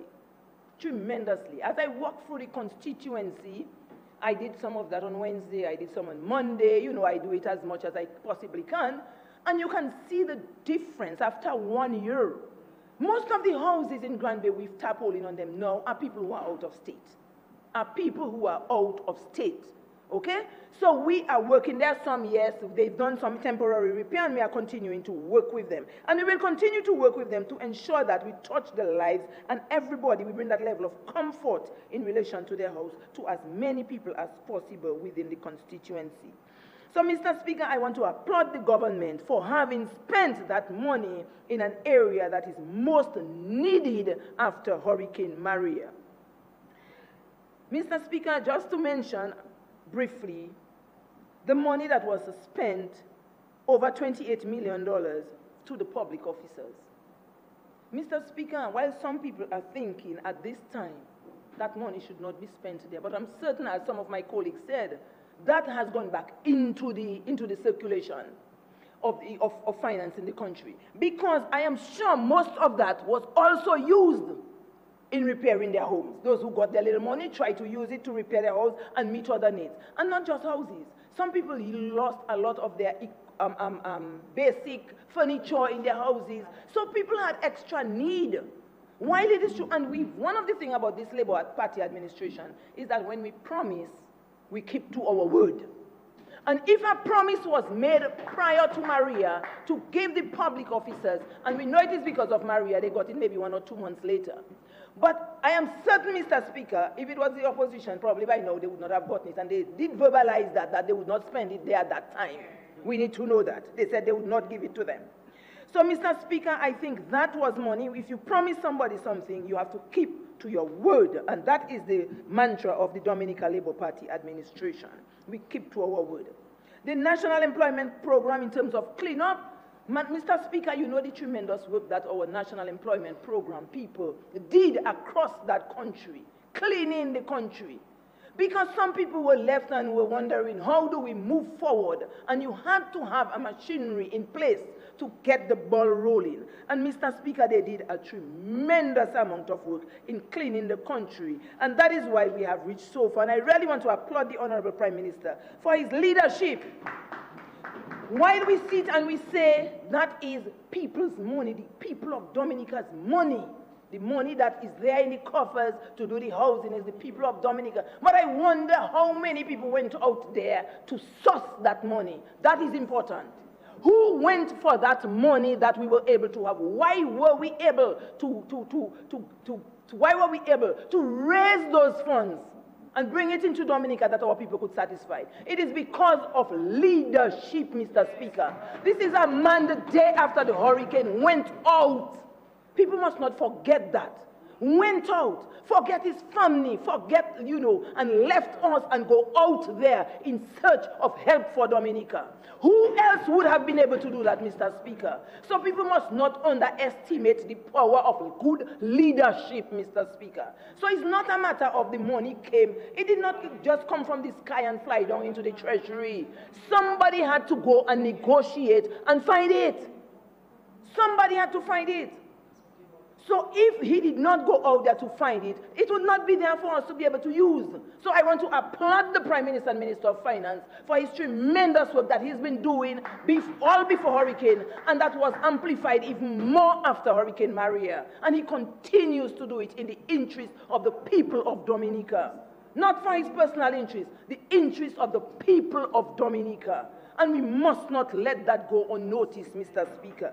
So, Mr. Speaker, I am honestly satisfied with the level of spending. The areas of spending, if we go through it in detail, all of it is related to post-Maria activities, which we did not budget for because we knew budget was in July, the storm hit in September. So definitely we would have had to do those spending. But, Mr. Speaker, before I end, I also want to place on record, I am hoping that there is listening with the housing program in Grand Bay. I want to really recognize, because I know Caritas is wrapping up for them to leave Grand Bay in the next week or so. They'll be at service with us on Sunday, and they have their closing ceremony next week. But they too, the outside organization, has done tremendous work in the Grand Bay constituency. They've done roof kits, they've given roof kits, and they've also done some shelters, transient shelters for some of the people. And so I really want to thank them for the tremendous work, and I will definitely be with them at the closing ceremony, where I will speak on behalf of the Grand Bay constituents and and place on record our heartfelt gratitude for the amount of work that they've done, Mr. Speaker. But so, Mr. Speaker, with those few words, I really want to say to this Honorable House, I have no reservation in giving my full support to this supplementary appropriation. Thank you.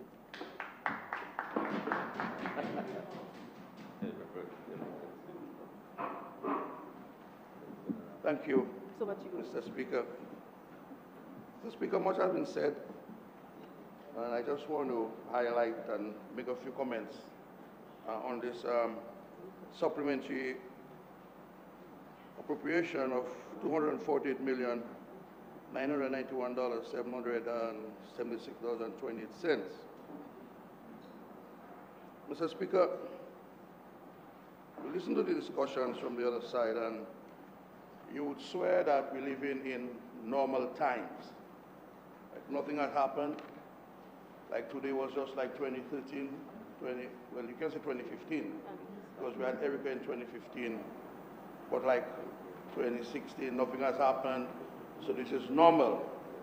And that is the approach that the United Workers' Party, the opposition, have taken to the crisis which we faced in Dominica just about a year from today. And everybody else recognizes, Mr. Speaker, that this is very abnormal times. And we have to take action to remedy or to fix some of the issues that arise out of Maria. Maria, Mr. Speaker, was a monster storm. And to come here in this parliament and to raise issues on the expenditures being debated today, and to make you believe that this is normal times, that nothing has happened, and it's business as usual, something is wrong with us, Madam Speaker, in this country, particularly in the opposition, Mr. Speaker. Mr. Speaker, these are extraordinary times. And even all the progress we have made, as have been articulated by many of the international observers, we have made tremendous progress. There is still a very long way to go, Mr. Speaker. It has been hinted, Mr. Speaker, that it will take us another 5 years to get back to where we were in the pre-Maria period, housing, agriculture, infrastructure. And so 1 year after really is just a small fraction of the process that we have to go through over the period. It's going to require, Mr. Speaker, a lot of human resource. It's going to require a lot of technical expertise, because many of the things we're dealing with have to be done from scratch. There is nothing exists in this country, Mr. Speaker, for Maria. And so we have to build everything back from scratch. And when I listen to the member, the Senator Felix Thomas, talking about resilience in the water sector, because he read in the estimates that we're doing some temporary water tanks, he has to understand what temporary means.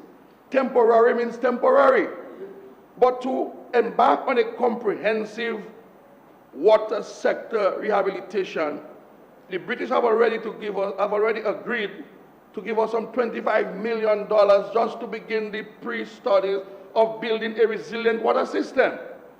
And it's not going to be done in 2 weeks or in 2 months or in 3 months. It's going to take a while, because you have to rebuild and redo, Senator Thomas, the entire network. So to come to this parliament and to see a figure here for a few temporary water tanks, that is not the end of the water sector. It's not even the beginning of the water sector, the rebuilding and reconstruction of the water sector, Mr. Speaker. We have to do the studies, we have to do the engineering, we have to replace the intakes, we have to look at the distribution system, how we're going to make it more resilient. So what we're dealing with here today is really a continuation of the relief and the recovery. We're still in recovery mode. While we prepare for the long-term sustainability of the economy, we're still in recovery mode. And that is what is being reflected in the supplementary estimates. What we've done between January to June of 2018-2017, what we've done in terms of the recovery, how we're recovering, and that is what we're debating. We're talking about $250 million. And one would ask ourselves, in the worst crisis that this country is now facing, where did this money come from? Where were we able to, because you see, Mr. Speaker, these funds were sourced from local resources. This is local money, money in our treasury.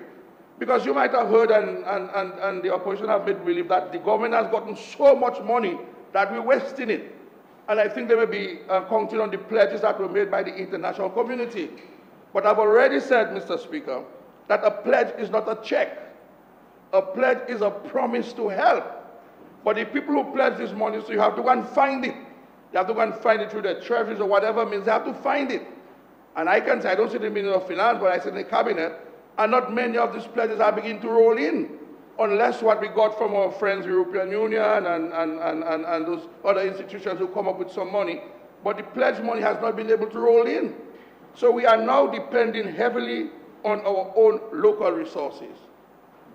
And, Madam Speaker, had we listened to the opposition, and had the opposition had any traction in the criticism of our recent source of funding for the last 2 or 3 years, we would not have been able to be here today presenting this supplementary estimate to the people of Dominica, Madam Speaker. Because the bulk of the resources, the financial resources here, comes from the CBI program. And not only had the opposition went on an offensive to destroy, discredit the CBI program, but last year's budget, they said, well, before the hurricane, they were saying to us that you all have the money, why don't you all spend it? When we told them, no, we have to leave some in the reserve for unexpected, we don't know what will happen, and lo and behold, here comes Maria, demanding of us here in the supplementary to find $250 million to assist us in our recovery program. And, Madam Speaker, this supplementary estimate, it speaks to a number of social interventions. It speaks to some infrastructure works, dredging of rivers and so on, and repairs to schools. But the bulk of it speaks to our social intervention, our livelihood support, and how do we help the common man on the ground to recover from this devastation. And had the government not intervened, like I've been said, Madam Speaker, we would have been experiencing severe misery and poverty in this country. And so, Madam Speaker, we really need to thank the wisdom of the Prime Minister and the Ministry of Finance and the staff for having been able to find the money, to manage the money in a way in which today we can come here and we can spend on the people of Dominica in this economy almost $250 million EC dollars as part of our recovery plan for this economy and for this country, Madam Speaker. Madam Speaker, it's money well spent. And I think the accounting, because really, I mean, in these crazy days after the hurricane, I mean, after Maria, the 2 weeks after Maria, it was basically chaos and confusion. And yet still the Ministry of Finance could find the tenacity and the energy and the professionalism to be able to account, because they have not been able to attack us on the accounting of the resources. What they're attacking us on is the use of those resources, which is now being spent on the people in Dominica, money in circulation, the economy of this country, Madam Speaker. That's why we can bounce back so rapidly. That's why we're looking so good, Madam Speaker, because we have been able to put money back in the economy and to rebuild an economy from scratch, Madam Speaker. And so we must thank the Ministry of Finance and the Minister of Finance for making this possible, Madam Speaker. Madam Speaker, members of the opposition, well, 3 or 4 of them have hinted the fact and lamented the fact that there's nothing for agriculture in this supplementary. And Speaker, this is not a budget. If you want to see what is done for agriculture, you must go to the budget to look for it. You must go to the budget. Because, Madam Speaker, you only utilize supplementaries when you know when your budgetary allocations are exhausted. So to come here, well, I don't blame the senator because he does not live in an agricultural area. He doesn't represent anybody. And he's busy doing assessments and repairing homes. The same thing they accuse us of, building homes for people. He's a big beneficiary to that. And he's not only working on individuals, but he's working with agencies that are here. Repairing homes, fully employed, fully contracted. So he wished his home repair thing would never end. Because that's why he's making his little change, that's why he's making his livelihood, his money. And to come here and to support the government putting more money into housing, he comes there and joins Monel, the senator, Speaker. But the senator has nothing. She lives in a basement. She renting somebody home. She couldn't care. She lives in the downstairs. That's why she lives, that's factual, Madam Speaker. She's renting a downstairs in Central. She doesn't have a home. So she haven't got the burden of covering home or living under the landlord come and fix his place and so on. And she talks about insurance, Madam Speaker. Do you really, really want us to deal with this insurance, the bad deal that many Dominicans got from these insurance companies? Because everybody was told that you were underinsured. And whatever you recovered from the insurance was never sufficient to do the repairs to the homes. And so the government itself now had to intervene and assist a number of people with insurance coverage to their home because it just wasn't sufficient. So the senator now, you have to, if you don't want to protect your livelihood, then you have a problem. But to join these people who have nothing to lose, care for nothing, and to jeopardize your livelihood in support of your party, then you can go ahead and do that, Madam Speaker. So, Madam Speaker, so I'm not surprised, he doesn't know much about agriculture. But to listen to the member for Wesley, heavy agricultural-based constituency, the member for Salisbury, heavy agriculture-based industry, and the member for Roseau, who's still owing farmers for their produce.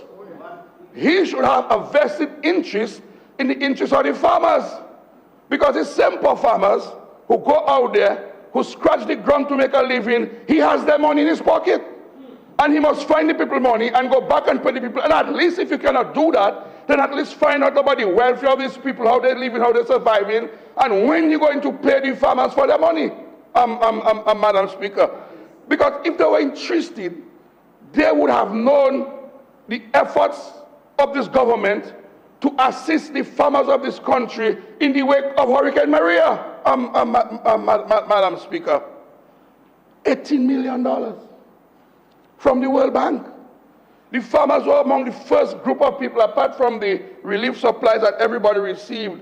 The farmers of this country were the first group of people who received support, livelihood support from the government. And the government, it was an obligation on the part of the government. The government recognized the farmers as a vulnerable group. And so we decided that immediately following the hurricane, 2 days after, the Prime Minister announced a package of relief measures for the farmers of this country. $3,000 for the smaller farmers and $10,000 for the bigger farmers. And that, Madam Speaker, was for livelihood support. Now, some of those farmers who were more diligent, they put some back into the farms. But it was not really absolutely money to go back into the farms. It was money for them to help to feed their families and to pay some bills and to assist in repairing their home, because nobody knew at what stage the government would begin to repair homes. So you had an obligation to yourself to begin to put some galvanize and start to rebuild your homes.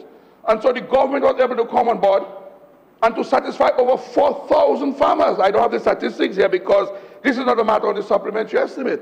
But because it was raised, I will use the liberty to raise it, Madam Speaker.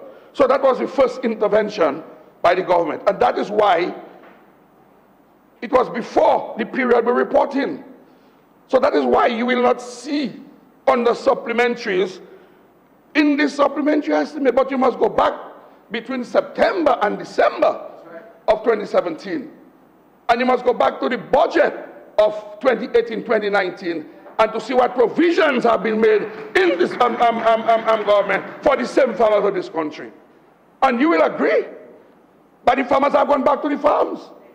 You go to the market, I'm not sure if you go to the market where you get your watercress from, but if you go to the market, well, you get watercress for free by Shine or by those person who pick your water, so you don't buy watercress, so you don't go to the market looking for watercress. You get it for free. So you don't know the struggle. You really don't understand the struggle of the farmers, you know, because you don't interact with the farmers, you don't pass in the market, you don't go to the market, you're busy covering homes, you're busy making money. So you have no time for the farmers. Whether they make or not is not their business, because you're making your money, my brother. You're making your money. One Speaker, bananas are coming back rapidly. Plantains coming back, dashing. The farmers are fully mobilized with the support of the government. and the encouragement given to them by the Ministry of Agriculture, with the energy infused into the farming sector by the Ministry of Agriculture and the government, farmers are back in the field. Right. And farmers don't bother with you, we give them the fertilizer as well as what we're doing for them. But farmers have gone back. And now we have the export market. As the Minister for Trade, we're looking for produce now to export. We have market. Market is not the issue. We're exporting. Farmers have bounced back. Resilience, Madam Speaker. So let's look at, Madam Speaker, some of the interventions. And I'm talking because really, the member for Wesley and the member from Salisbury should know that. They should be on top of that because they represent farmers. So every day, that should be their function. No, you cannot go to Woodford at 6 o'clock in the night because you live in Roseau. Jump in a rum shop at 6 o'clock in the night. You drink, you will not see anything. You will not see the farmers and you will not see the farm.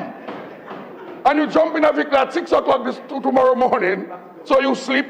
You jump in a vehicle at 6 o'clock tomorrow morning, you head back to Roseau. All you do is you pass on the side of the road, but you have not been to the farmer. You have not seen the farm. You have not spoken to the farmer, so you don't know what the farmer going through that, so you can come here and say the government has done nothing for agriculture, and you want to see. Madam Speaker, we have money at the Aid Bank. We have $10 million at the Aid Bank. That was there before Maria. It's still there. We have not touched it. We have not touched it. It's still there to support the farming industry, Madam Speaker. Madam Speaker, we spoke now about 18 million EC dollars. Well, you're alone not there, so you'll have to take it for two of your partners. Is you not there? Is you not there? You playing brave, but you're right. Madam Speaker, you also have the $25 million World Bank, unless you don't believe that the World Bank is for real. So we can sit here and make joke about the World Bank if you want, but the World Bank is for real. World Bank doesn't make joke. Because any man, no matter where the money coming from, anyone that has to spend money, they can be your best friend, but they vex. No one like to spend their money. Everybody wish they could keep their money in their pocket. So the World Bank not playing games with you with the $25 million US, 65 million EC dollars that they're pumping into the agricultural sector. And if you don't know what that is, for the amount of time we're talking about that, then you have a problem, because I don't have time today to explain to you again and again and again how this money from the World Bank is going to be used and what is the intention. But just to say to you, it's $65 million that seeks to completely transform the agricultural sector. But I won't go into details. The information is here. I have some notes. If you want, I can pass you some notes. And you can, well, no, this one can read. But he comes in better. He can come better. But he can read. He can read something. Madam Speaker, we also had collaboration since Maria with AICA and the OECS to make 27,000 seedlings available to the farmers. And that is the same seedlings, well, you don't buy, but that is seedlings we eating at the market. The seedlings, yes, the seedlings we eating. Because that is the seedlings that the farmers got that send them back to the farm, that they know in the market selling the seedlings. Or the produce from the seedlings. Senator, that is what we've done for the farmers since Hurricane Maria. And the coconuts, our tree crops, Madam Speaker, totally devastated. Tree crops totally devastated. We have 2,000 nuts that are sown now germinating to send back to the farmers. And we're now expecting some 12,000 coconut plants from Brazil. You might have heard me say we got some from Costa Rica, but they were infested with disease. We had to send them back. That caused some delay. But we're now expecting another 12,000 seeds, nuts from Brazil, another 1,000 from Mexico. Okay? Tissue culture nut seedlings, which will plant and so on to revamp that sector. Madam Speaker, even our bees, you know, even the honey farmers, the bees, remember, bees survive on flowers. And the hurricane mashed up all the flowers, and the bees were hungry. The bees were hungry. And so with the support of AICA, we had to bring down 600 pounds of sugar, 600 pounds of sugar, and 1,000 pounds of special feed for the bees. Because they had to eat, if you don't have bees, you don't have food. I'm not sure if you understand that. If you don't have bees, you don't have food. And we had about 40 beekeepers. That's how they made their living and their livelihood. So had we allowed the bee industry to perish, we would have had a problem. Not only these farmers would suffer, but our whole food security would be in trouble. And so we provided for the bees. Just so we're feeding the parrots in your gardens. Yeah. So that is why you see all this food we have there. The seedlings plus the bees equal food.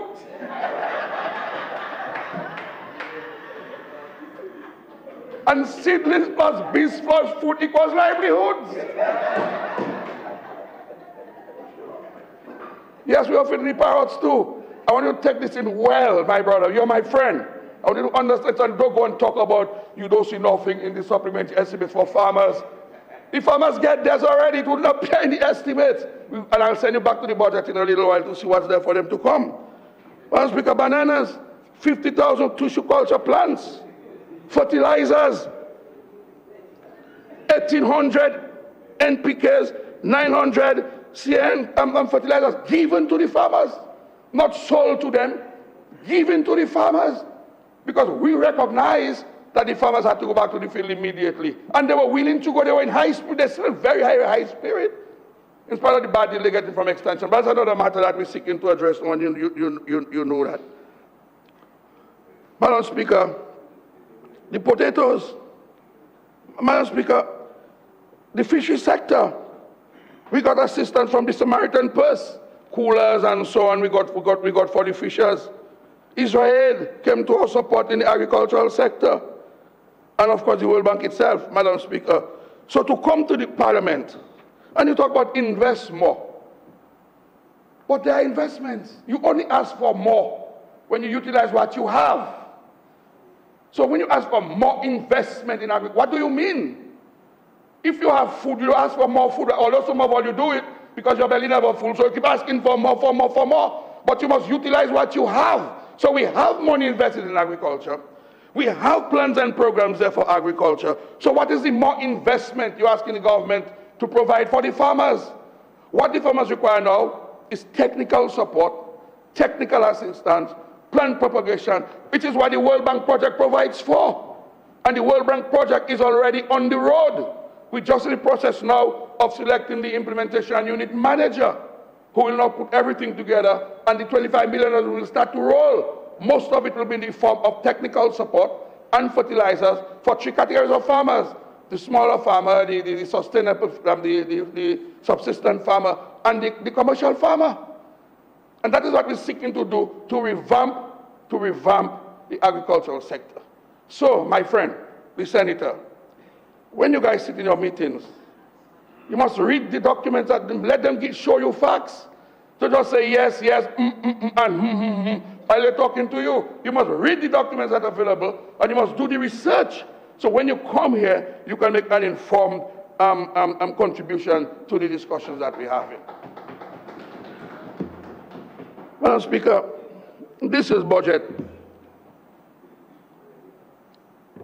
In this year's budget, Madam Speaker,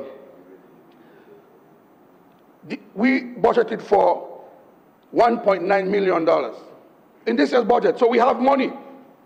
So we don't need to go to supplementaries. We have money in the budget. When we spend that one, we'll go for more money. That's what the supplementary means. When you spend what you have, then we'll go for supplementaries for additional ones. But for now, we have money in our budget. It's implementation time. Madam Speaker, under the banana management and expansion program certification, we have $1.9 million. In this year's budget that was passed in July of this year, 2 months ago, we passed that budget. Under the support for horticulture, we have $1.2 million, which is for root crop expansion and the provision of fertilizers and inputs to the farmers. That's what and that is outside of the World Bank project. Because the World Bank project, we say, will take a little time to kick in, 6 to 12 to 18 months before it kicks in. But we don't just sit down waiting for the World Bank project to happen. We have to be proactive, and we have to create this bridge between now and the World Bank project. So we're not solely waiting for that project. We, using our own resources, the same CBI resources, the same resources you on the opposition try to destroy and kill, that you went and tell the whole world that we're selling passports to crooks and criminals hoping that will be sanctioned, hoping that will block the program. If that had happened today, we would not have $250 million spending on the people of this country. That's the injustice. And they come here and want money for this and how to spend the money. But if we had lost it, there would be nothing to talk about. After Maria, there was nothing to talk about. The only thing we could talk about after Maria was the CBI funds, which is what we're spending here now, that you guys went to the United States. Ticket paid for. You guys, no. Members of the opposition, ticket paid for, hotel paid for, jacket and suit paid for, tie paid for. Everything paid for by a bunch of foreign mercenaries who want to destroy our country. Trying to destroy a program today has been the sole savior of this country following Hurricane Maria. You guys went out there, the members of the opposition, and tried to kill it with untruths. I mean, if there was any thread of truth in what you're saying to the world, I wouldn't have a problem. We would defend it too. But not one shred of evidence, not one shred of truth. And you guys going out there and seeking the members of the opposition and seeking to destroy the lifeblood for the time. That is what we have for now. That is what we have for now.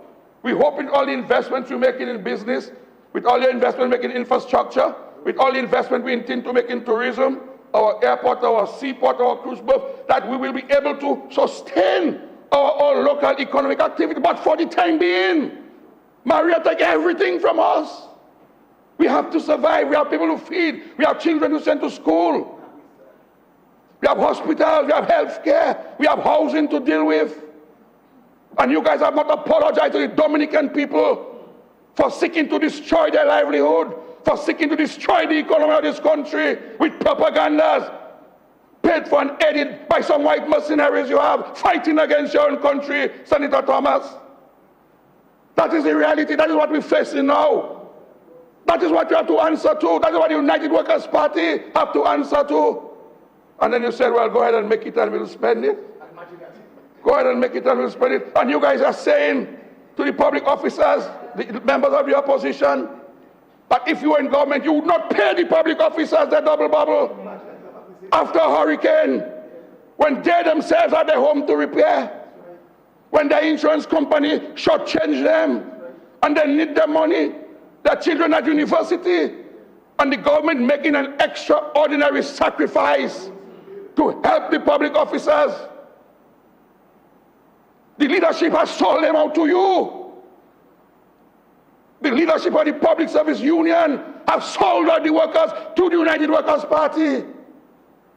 And you, the same United Workers' Party, ungrateful, saying that the government should not pay the public officers any money at all, none whatsoever, not one black cent. You have 3 minutes left. I need a little more time, please.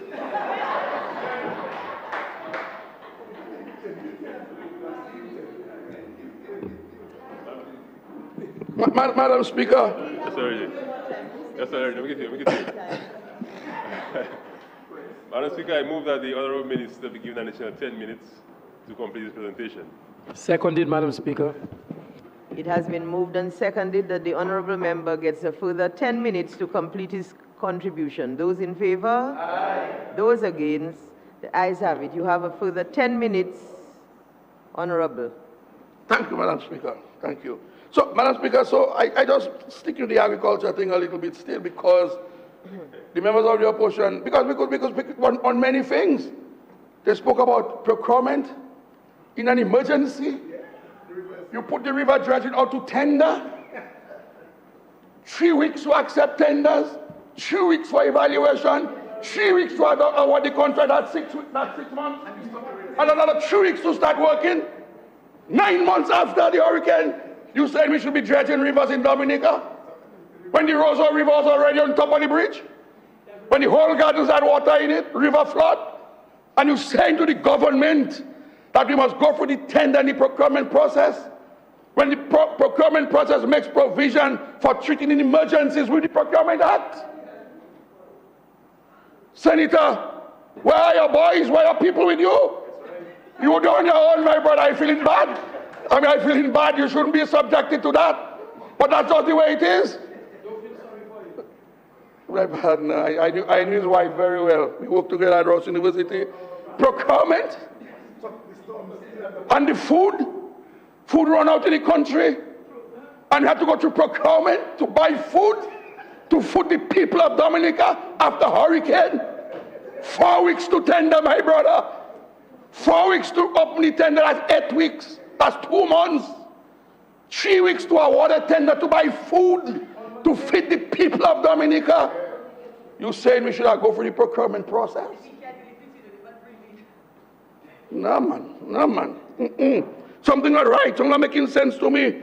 And building material, you know the chaos and the confusion. You in the construction sector, you, Senator Thomas, you go to the people's homes night and day to assessing roof. That is one price.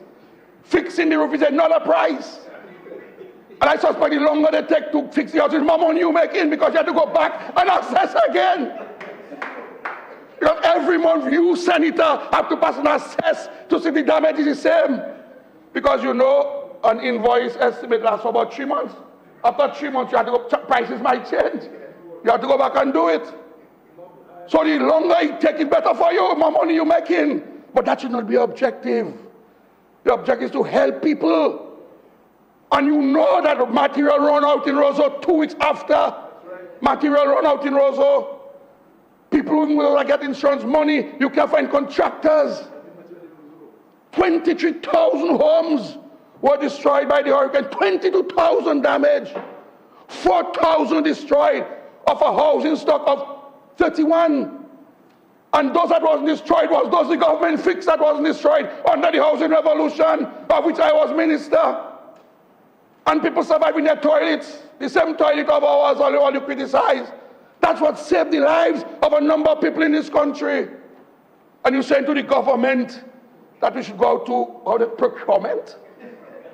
Procurement? 4 weeks to tender, 4 weeks to reply, 3 weeks to award. You're repeating it? Yes, Madam Speaker. For emphasis, Madam Speaker, for emphasis. But I stop now. Only at 10 minutes. And you're telling us about we should go out to procurement? When the procurement rules say that in an emergency, so that was an emergency. Hurricane Maria was not an emergency to you. And the United Workers' Party, that was not, but no wonder you guys behaving the way you're behaving. The members of the opposition, that you do not see Hurricane Maria as an emergency. What else must happen for it to believe that Maria was real? Maria was real. And then you say, well, you didn't invite us to participate and everybody must participate. What are you talking about? We invited you after Erica. When you see the amount of work you run out, you back out. When all you see the amount of work to be done under Erica, all you back out. Maria have more work, is now all will come. If all you don't come for Erica, that destroyed 90% of our GDP, is Maria will come out for 225%. 3 times the amount of work to do. 3 months. But Madam Speaker, but the point is, Madam Speaker, not laughing.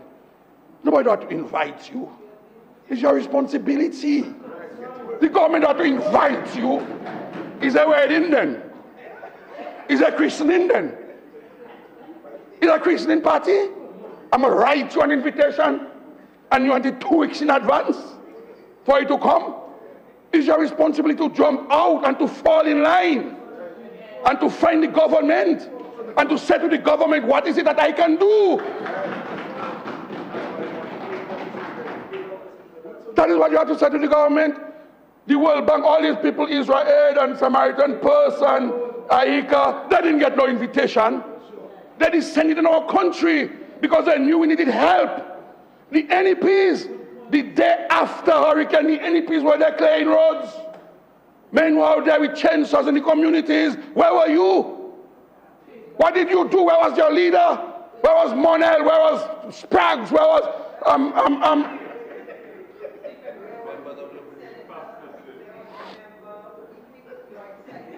Yes.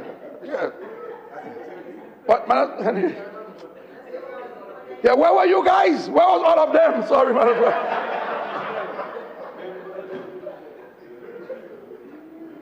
You tell me about we should engage everybody, and you will not engage. But go and clean your area. Go and take out the galvanized. I was pulling galvanized with my bad knees. I was pulling galvanized. All his members there, all the ministers of government, Lady D, I don't, Isaac,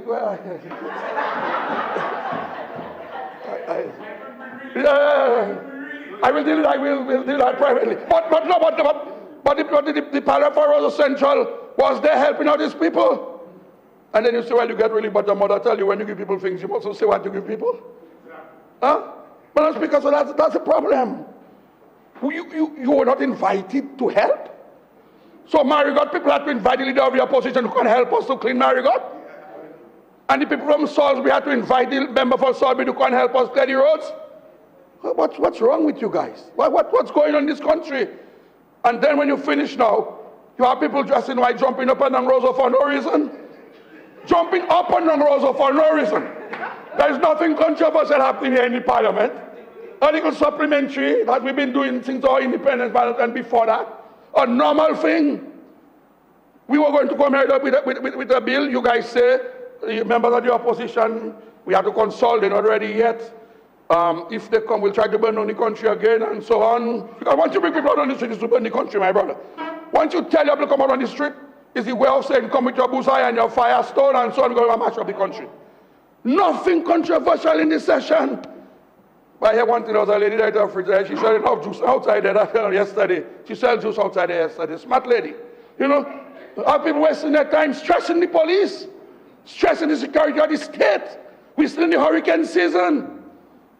This gentleman will call again to go out and to secure the country because of the experiences we had for Maria. Half of it created by you guys. I'm the members of the opposition. I withdraw that. You had your trial run on February 7th. You had your trial run. You had your simulation exercise. You had a simulation exercise in February 7th to see if when the real thing come, how it will shape up. Well, thank God it never shape up. So that's why the real thing don't come. It's not going to come. Because the people reading right through you. How you can have men demonstrating outside of the parliament for no reason at all. No reason. You're becoming a joke now. You're becoming a joke, Madam Speaker. So, Madam Speaker, this call by the opposition for engagement, that's a farce. No, I have to call you. You have to make yourself available. And it's not too late. It's not too late. It's just 1 year later. We have far to go. This budget. 1 minute left. Yes, ma'am. This budget, we're in recovery mode. Trying to keep people on top of the game, trying to keep people comfortable and have there's much work to be done. But don't expect no invitation, my brother. You have to volunteer yourself. But you don't want to volunteer because you might not make the amount of money you're making now, so you wouldn't want to volunteer. So, housing, Madam Speaker. Madam Speaker, we have to take ourselves serious. If people, and listen, Madam Speaker, if this government had not demonstrated a certain level of seriousness and resilience, we would have not been getting the support of the international community. Because the opposition is not assisting the people of Dominica.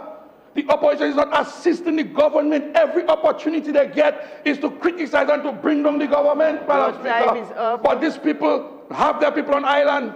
They know what's happening to the island, Madam Speaker. And they know, Madam Speaker, that we run a serious government. We cannot account for every cent that they give to us. We cannot account for every program. Your time is up. In winding up, Madam Speaker, in conclusion, Madam Speaker. 1 sentence left. In conclusion, Madam Speaker, I want to support the supplementary appropriation. Thank you very much.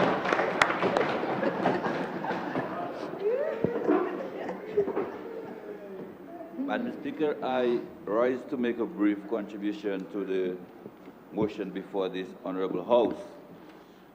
And I really think it would be remiss of me as a Member of Parliament for the P7 constituency if I didn't stand to lend my support to this motion. especially in light, Madam Speaker, of what would have happened, well, of course, 3 years ago, Tropical Storm America, and more recently last year, Hurricane Maria, because the PD7 constituency, Madam Speaker, is, I would say, inarguably, Madam Speaker, the constituency who would have benefited the most as it pertains to government's response to its people post-natural disaster, Madam Speaker. And it would be remiss of me if I didn't at least, Madam Speaker, stand to make at least spend 5 minutes of my time to support the motion. Madam Speaker, but before I go into the substantial matter, Madam Speaker, I really think the time has come when this Honorable House, Madam Speaker, because we're in 2018, 2019, to introduce technology to the House, Madam Speaker, where we could maybe make PowerPoint presentations to inform, obviously, the members of the opposition, who obviously their daily routine may be home to maybe Q95 or whatever, and then back to home. Because obviously, Madam Speaker, they don't move around to see the progress, Madam Speaker, that has happened since the passage of Hurricane Maria. Of course, with the exception of my brother-in-law, Mr. Baptiste, who isn't there. And of course, after having lauded the government for the efforts, I understood it was someone to Q95 last night to regurgitate or to go back on his words and to say, to go back to his normal ways, Madam Speaker. But I think the time has really come, Madam Speaker, when we, the members of Parliament, and of course the ministers, can point out to them, Madam Speaker, point out to the members of the opposition where we were about 12 months ago, Madam Speaker, and where we are today, Madam Speaker. Because this here picture says 1,000 words, Madam Speaker. And I think this is one of these cases. We are not sure, Madam Speaker, if the rules or constitution allows it, but I think this really needs to be explored. Madam Speaker, as far as the PD7 constituency is concerned, I needed to approach my contribution in 3 phases, Madam Speaker. The issue of, in terms of government response to its people. The issue of housing, Madam Speaker, of course, shelter, which was, of course, the most immediate one, or the most urgent one, Madam Speaker, of course, after we went from the supplies, food, water, etc. stage to the people. And the PD7 constituency, Madam Speaker, would have received well over $3 million towards the housing repair program. Madam Speaker, I really want to underscore this because in addition, Madam Speaker, to this multi-million-dollar modern community being built in Belleville-Chopin, post-Maria, I think the Minister of Finance, Prime Minister, could have easily said to me as a PAL rep, you know, we've spent quite a sum of money in the PD7 constituency, and we really have to go easy, Madam Speaker. Of course, no me, Madam Speaker, I would have continued pressing for the people. But that didn't happen, Madam Speaker. We have received our fair share, Madam Speaker, of the resources that are being made available towards the housing repair program. And I really want to thank the Honorable Minister of Finance for making the resources available. Madam Speaker, in moving around the PD7 constituency, one can feel, Madam Speaker, and you can hear, feel, see the relief, Madam Speaker, and gratitude on the face of the recipients or beneficiaries of this government's housing project. Madam Speaker, in terms of livelihood, and again, the minister responsible for the National Employment Program spoke to it. After Hurricane Maria, Madam Speaker, which destroyed over 200% of our GDP, the government of the day, Madam Speaker, could have easily said that, hey, we really need to cut down on some of these expenses to focus on more critical areas. But we, Madam Speaker, being the humanitarian government that we are, we recognize, Madam Speaker, the importance of allowing the employees, Madam Speaker, of the National Employment Program to continue to earn a daily living, Madam Speaker, because at that time, more than ever, Madam Speaker, this financial support to their home and families was needed, Madam Speaker. And I really want to thank, Madam Speaker, again, the Minister of Finance for making sure the resources were available to continue the program. And of course, my colleague Minister of Trade, my good friend, the Honorable Ian Douglas, Madam Speaker, for, of course, even taking more people on, Madam Speaker, on the program, because at this time also the country needed more hands on deck, Madam Speaker, especially in the cleanup and beautification aspect of it. Infrastructure, Madam Speaker, and again, we listen to the opposition speak, Madam Speaker, and we're not sure whether, as I said, they move around the country to see the tremendous amount of work that has been done, Madam Speaker, since Hurricane Maria. And many others before me would have spoken of the dredging, Madam Speaker. And we all know the PD7 constituency, a very vulnerable community. We can speak to the community of Pishneh, which was almost obliterated, Madam Speaker, by the two rivers in the vicinity of Peachland. And the residents today, Madam Speaker, will tell you that, thank God, during the passage of Tropical Storm Isaac last week, Madam Speaker, that nothing at all happened to the community of Peachland, Madam Speaker, thanks to the intervention of Dominica Strong, Madam Speaker, in the Peachland River. Because I can tell you, Madam Speaker, post-Maria, in fact, post-Erica, Madam Speaker, yours truly would not have had a night rest every time it rains, because, I mean, the residents would be calling me, some of them would be up all night, Madam Speaker, walking up and down the riverbank like zombies, messaging me, okay, the river has risen 6 inches now, I'm okay, it's on the street now, etc., Madam Speaker. But seeing the dredging of this river, Madam Speaker, the residents of Peachland have been able to have a decent night's sleep. And I really want to thank, as I said, the Minister of Finance and the Minister of Public Works and all concerned, Madam Speaker, in this process, in allowing, first and foremost, I put the people before me, the residents of Peachland, have a good night's rest. And that, of course, that translates into me also having a proper night's rest, Madam Speaker. Bridges, Madam Speaker. In the south of the island, we've seen the construction of a number of Bailey bridges post-Maria, because we know that I said that this part of the island is a very vulnerable part of the country, Madam Speaker, especially as it pertains to the terrain. And to date, post-Maria, we've seen the construction of, well, the bridge at Castle Comfort, which will be leading to the south of the island, the other one at Fort Baron. We've also seen the construction of the bridge at Geneva, Madam Speaker, and in the cul-de-sac community of Fonseca, Madam Speaker, again, another very, very vulnerable community. An area, a community, Madam Speaker, that when it rains also, I'll be getting numerous calls, photos, Madam Speaker, WhatsApp messages from this community, because the residents will be stuck in this little cul-de-sac because of the threatening Fonseca and of the Bagatelle River. Madam Speaker, this is soon to be a thing of the past, because we have seen work progressing on the construction of a Bailey Bridge towards in the Fonseca area. And again, I want to thank all concerned for making this possible. Of course, Madam Speaker, we look forward to the, we still have some patches of bad road within the P7 constituency made in the Peachland Bay area, Madam Speaker. But our residents understand, Madam Speaker, that we're soon to be implemented a $100+ million British project, Madam Speaker, funded by, I think, the British government, from Loubier all the way back to Bagatelle. And of course, we look forward to the official start of this project, Madam Speaker. Madam Speaker, from the ministry point of view, just in wrapping up, Madam Speaker, we would have done tremendous work also in the restoration of a number of our health facilities. Of course, in the early stages, Madam Speaker, we would have had the issues, of course, of contractors, supplies, etc. But again, this is soon to be a thing of the past. We have seen a flurry of activity in recent months as it pertains to the reparation or restoration, rather, of a number of our health centers across the island. So we've made tremendous progress in that regard. And Madam Speaker, before I sit, just to wrap up, just to inform the nation the latest as it pertains to the new National Hospital. As we speak, we have our the Chinese design team on island, Madam Speaker, meeting with the technical staff of the Ministry of Health to, of course,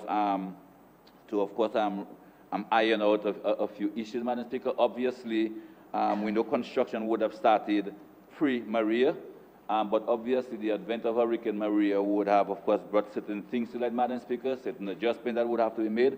And of course, we want to thank our Chinese counterparts, of course, for the patience with us and allowing us the opportunity to sit at the table, Madam Speaker, to iron out some of these issues. And especially, Madam Speaker, in light of our proclamation that we plan on making Dominica the first climate resilient country in the world. The Marigot Hospital, Madam Speaker, just, I think, 2-3 days ago, we received information from our Mexican counterparts, Madam Speaker, that the funds had been approved, and we also received via email a copy of the draft memorandum of understanding that has to be signed between the government of Dominica and the United Nations Office of Project Services, because we would have been informed at various media, Madam Speaker, various fora before today, that this office and this agency is the one that's going to manage, Madam Speaker, and implement this project. So things are looking good, Madam Speaker, in the area of health. And I really want to, again, as I said, on behalf of the residents of the PD7 constituency, Madam Speaker, to thank my cabinet colleagues and everybody else, Madam Speaker, who have been so good to the people of the PD7 constituency, Madam Speaker. And again, And I think, and I don't think, Madam Speaker, I can say without, without fear of contradiction that the government, this Labour Party administration's response to the residents of the PD7 constituency, Madam Speaker, post-natural disasters has been nothing short of phenomenal, Madam Speaker, and I want to thank all concerned. I thank you.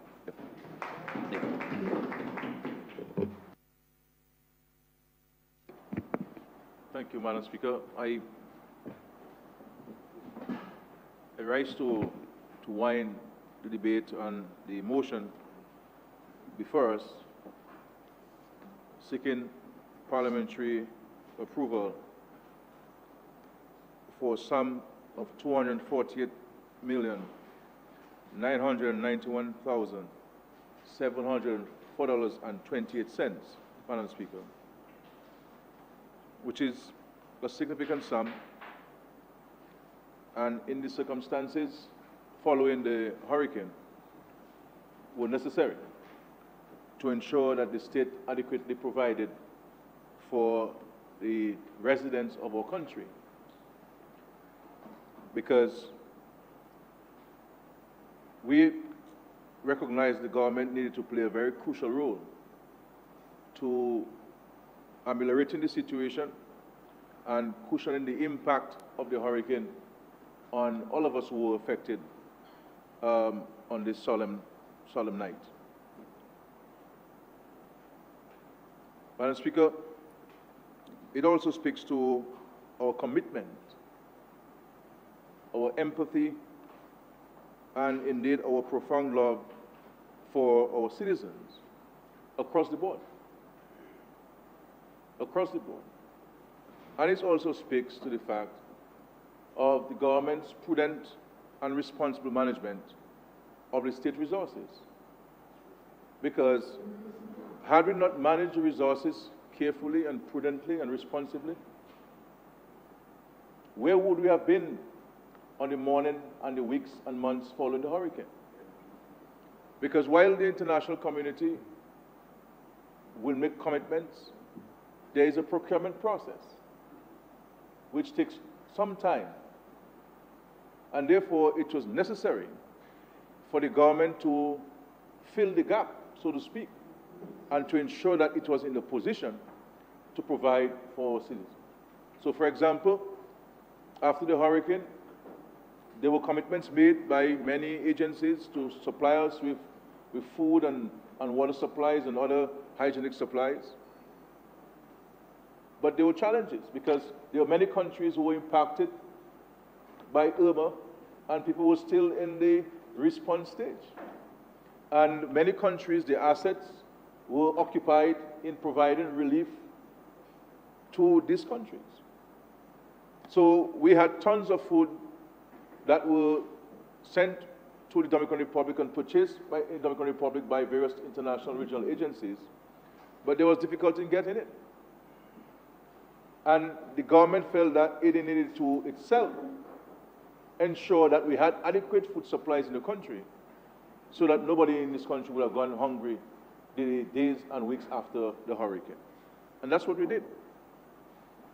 We also felt that we needed to ensure that our students studying at various universities and the state college would not be impacted by this hurricane in any dramatic way where they would have to abandon their studies and return to Dominica. Because their parents' homes were affected, destroyed, damaged. Some of them would have lost their jobs, and therefore the ability to supply the students with financial support would have been halted. And the only option, if the government did not step in, would be that they will have to return. And so seriously, Madam Speaker, this government took this responsibility that I myself personally, as Prime Minister of this country, visited with many students studying across the world to give them the assurance at the highest level of the government that the government of Dominica will stand with them and ensure that they remain in school, Madam Speaker. So this $3 million that you're seeing here, Madam Speaker, this is supplementary appropriation. This is not all what had been spent in the year for our students. And I believe the records will show, Madam Speaker, in that year, notwithstanding the hurricane, we spent some $17 million helping students across the world, Dominican students.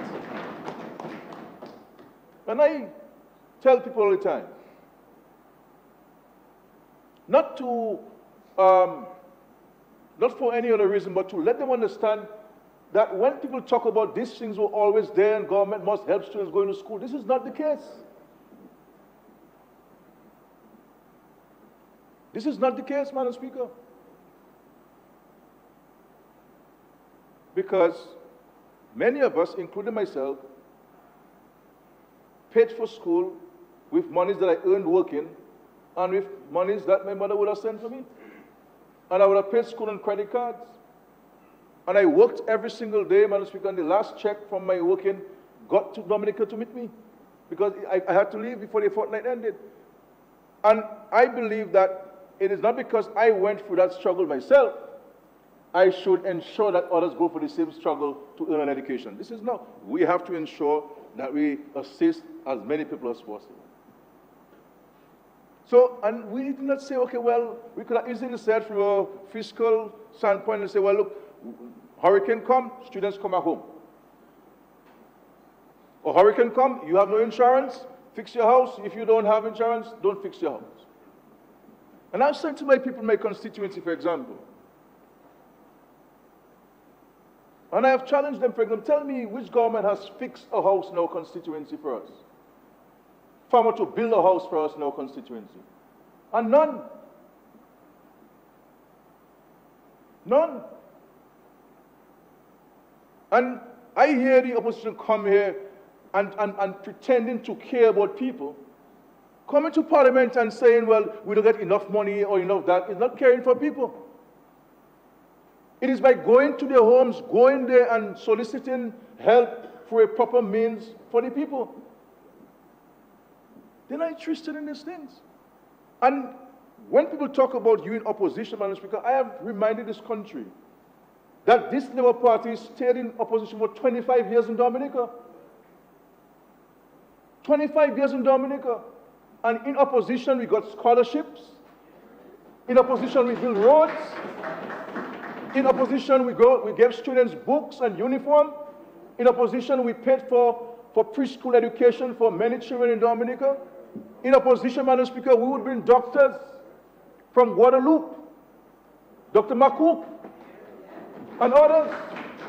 They would come from Guadeloupe on small fishing boats and land at Ansley. And Rosie and the rest of us would go and take them to the Carib territory, then now they can go territory in different parts of Dominica, in Eggleston and Girardel, and in Grand Bay and Tecnon, and visit people at their homes,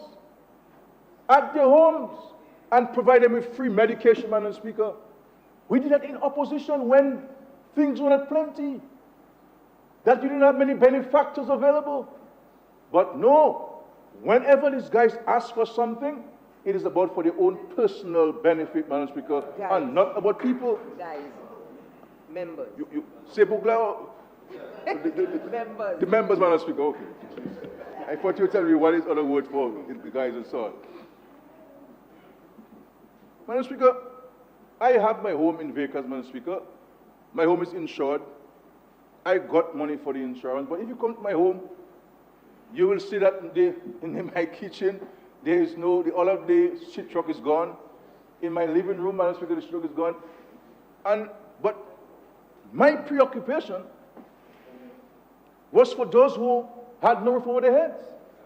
Because I told people, look, I'm not leaking, my brother, I'm all right.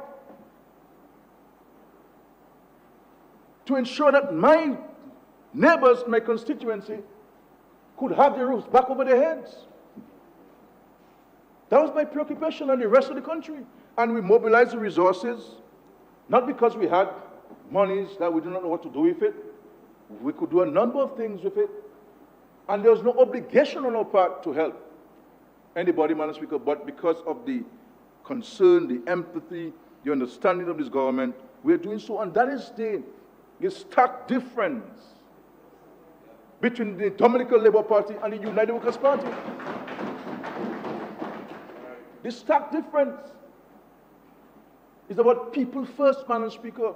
It's about understanding the struggles of people and to see how you can intervene with the limited resources that you have. That's what we do. And I can tell you, Madam Speaker, we have not discriminated against people because of who they support, Madam Speaker. This is the fact. This is the fact, Madam Speaker. Obviously, with so many people needing help, there'll always be someone to get first, and there'll always be someone to get second. And with a challenge that we had, Madam Speaker, where you do not have sufficient skilled workers from carpentry skills, because the roofs are particular construction needs. You must have a technical skill to do a roof, and to do it in the manner in which is required now. So there are limitations in that. But we did not sit on our heads and our hands and say, well, we do not have enough capacity. We mobilize capacity from regional governments, regional countries. Why couldn't people who have skills there, who claim they have skills, mobilize a team and do it? You had a doctor, Madam Speaker, Dr. Lander, from Trinidad, a medical doctor who mobilized contracting teams and came to Dominica to help with reconstruction efforts. A medical doctor. We mobilized 100 Cubans to come in to help us. They have covered the State College. More work needs to be done. The people of Good Hope, Petit Soufriere, Saint-Sauveur, Trantor, Morpo, and Castle Bruce are happy today, Madam Speaker, because the government of Dominica, they never sent Cubans down here to help them fix their roofs.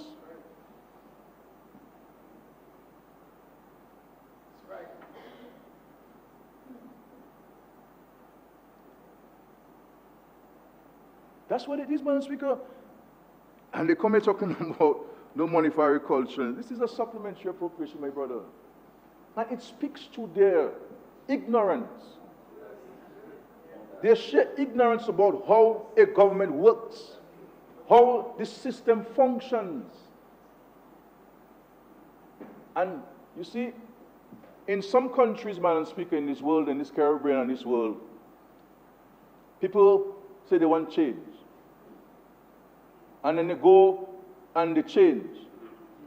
Go and ask them what they're going through today, Madam Speaker. Go and ask them what they're going through, Madam Speaker. Where they elect people who are not capable, who do not have the understanding, and then what they are asking for their vote back. But it's too late.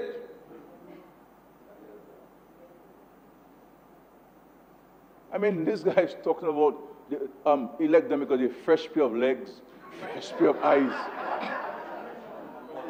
I mean, fresh pair of legs.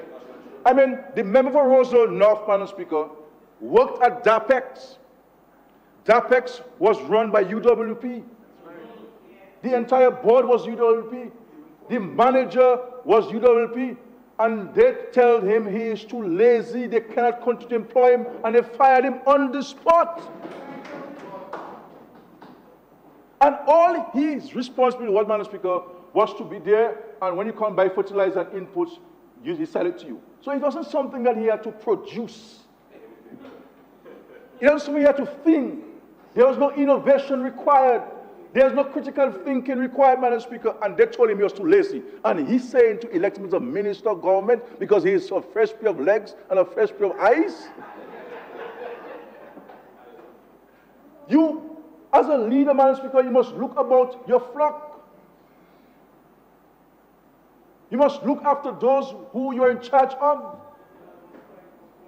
A general in the army, Madam Speaker, must ensure that all his comrades are safe before he run for shelter. And how are you telling me that in the second decade of the 21st century, you want people to elect you as a minister of government, and you go in on a radio after a hurricane and saying you're hungry?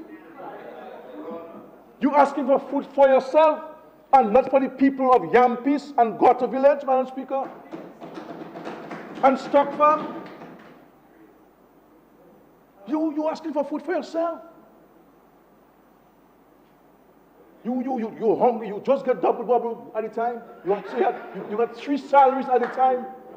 You had money. Your money did not get blown away by hurricane.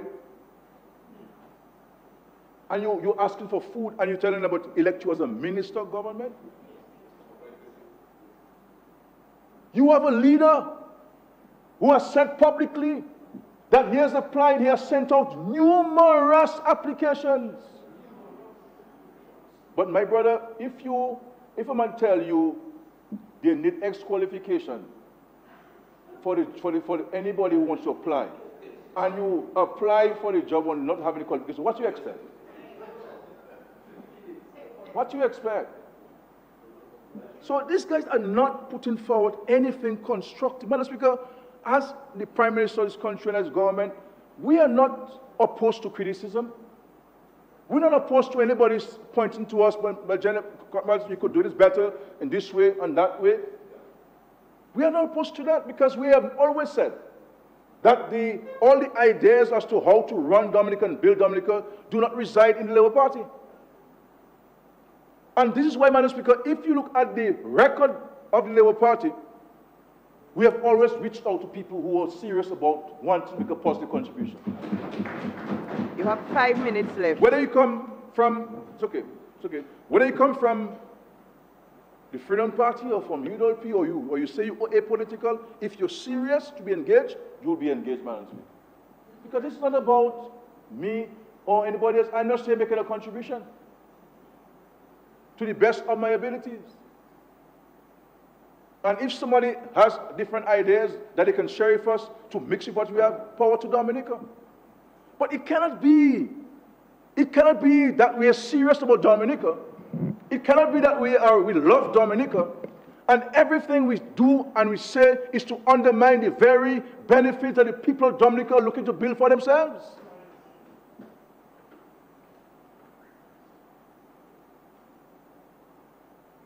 Looking to build for themselves. Mr. Senator from Maho, he's a contractor. Instead, he come and he works together with the local contractors there.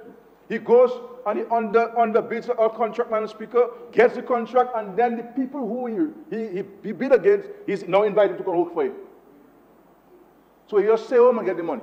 I mean, that's the kind of people I want to come to be elected, Madam Speaker. I'm going to ask you to withdraw that. That's the vote. Madam Speaker, I'll withdraw that. I'll withdraw that. That's all right.